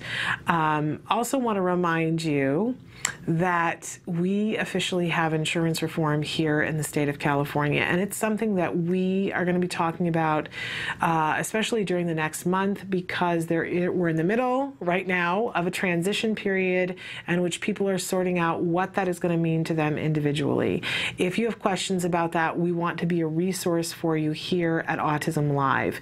We want to help to answer your questions and put you in touch with the people who are going to be able to solve the question that you you have on your mind about insurance. Really important to us that we can help you to do that, because if we're going to achieve what we want to do, which is make sure that every child has the ability to reach their full potential, then that means that a lot of you need help with funding. In fact, it means all of you need help with funding, because as Holly Robinson Peete has said, there is nobody that can afford autism. Nobody anywhere that can afford it. It is that expensive. No one can afford it. So if you need help and support in order to get what works, then that's the task at hand. I know so much of the time we talk about figuring out what works. Well, we continue, and we hear from our research people all the time that they're figuring out how to be more efficient. I told you I just came back from the ABA International Conference, and it was amazing to me. There was one, I can't wait till we can show you this clip. There was, during one of the poster sessions, this huge area that looks like a football field where people stand next to posters. And there are people who have been involved in research having to do with a wide variety of subjects, having to do with behavior, but a lot of them were about autism. And they did research and came up with a result, and it's all displayed on these posters, most of which I could not make heads or tails of, but they're standing next to the posters, so you can go up, look at the topic, and they have a booklet that you can look through. You can go up to them and you can ask questions and have them explain it to you. It's fabulous. Can I tell you, I was like a kid in a candy store. There were too many things to look at, too many people to talk to, but we would run and catch interviews with people to bring back to you, and they're being edited right now.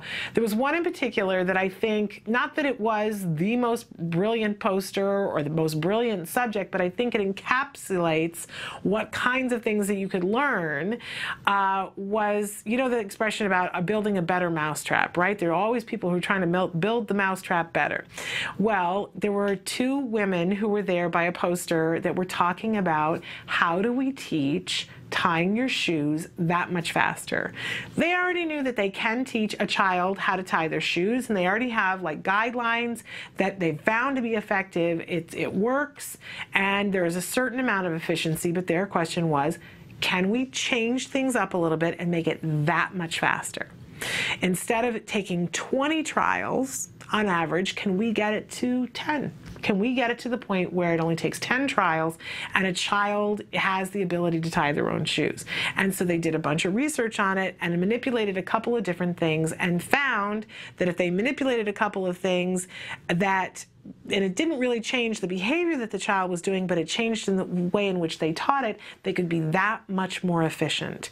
Because if you can teach tying your shoes in 10 trials as opposed to 20 trials, then you can move on to teach something else. Now, this is where I get excited and thrilled, because we always want to be more efficient, more effective, right? We know that our kids are capable of learning now. We want to be able to deliver this information to them in the way that's most effective and most conducive for them to learn. It's only Tuesday and I'm losing my voice. What does this bode? We aren't going to be here tomorrow, so I'll get a day of rest for that. But in any case, we're going to continue to have experts here, and I hope that you ask them questions.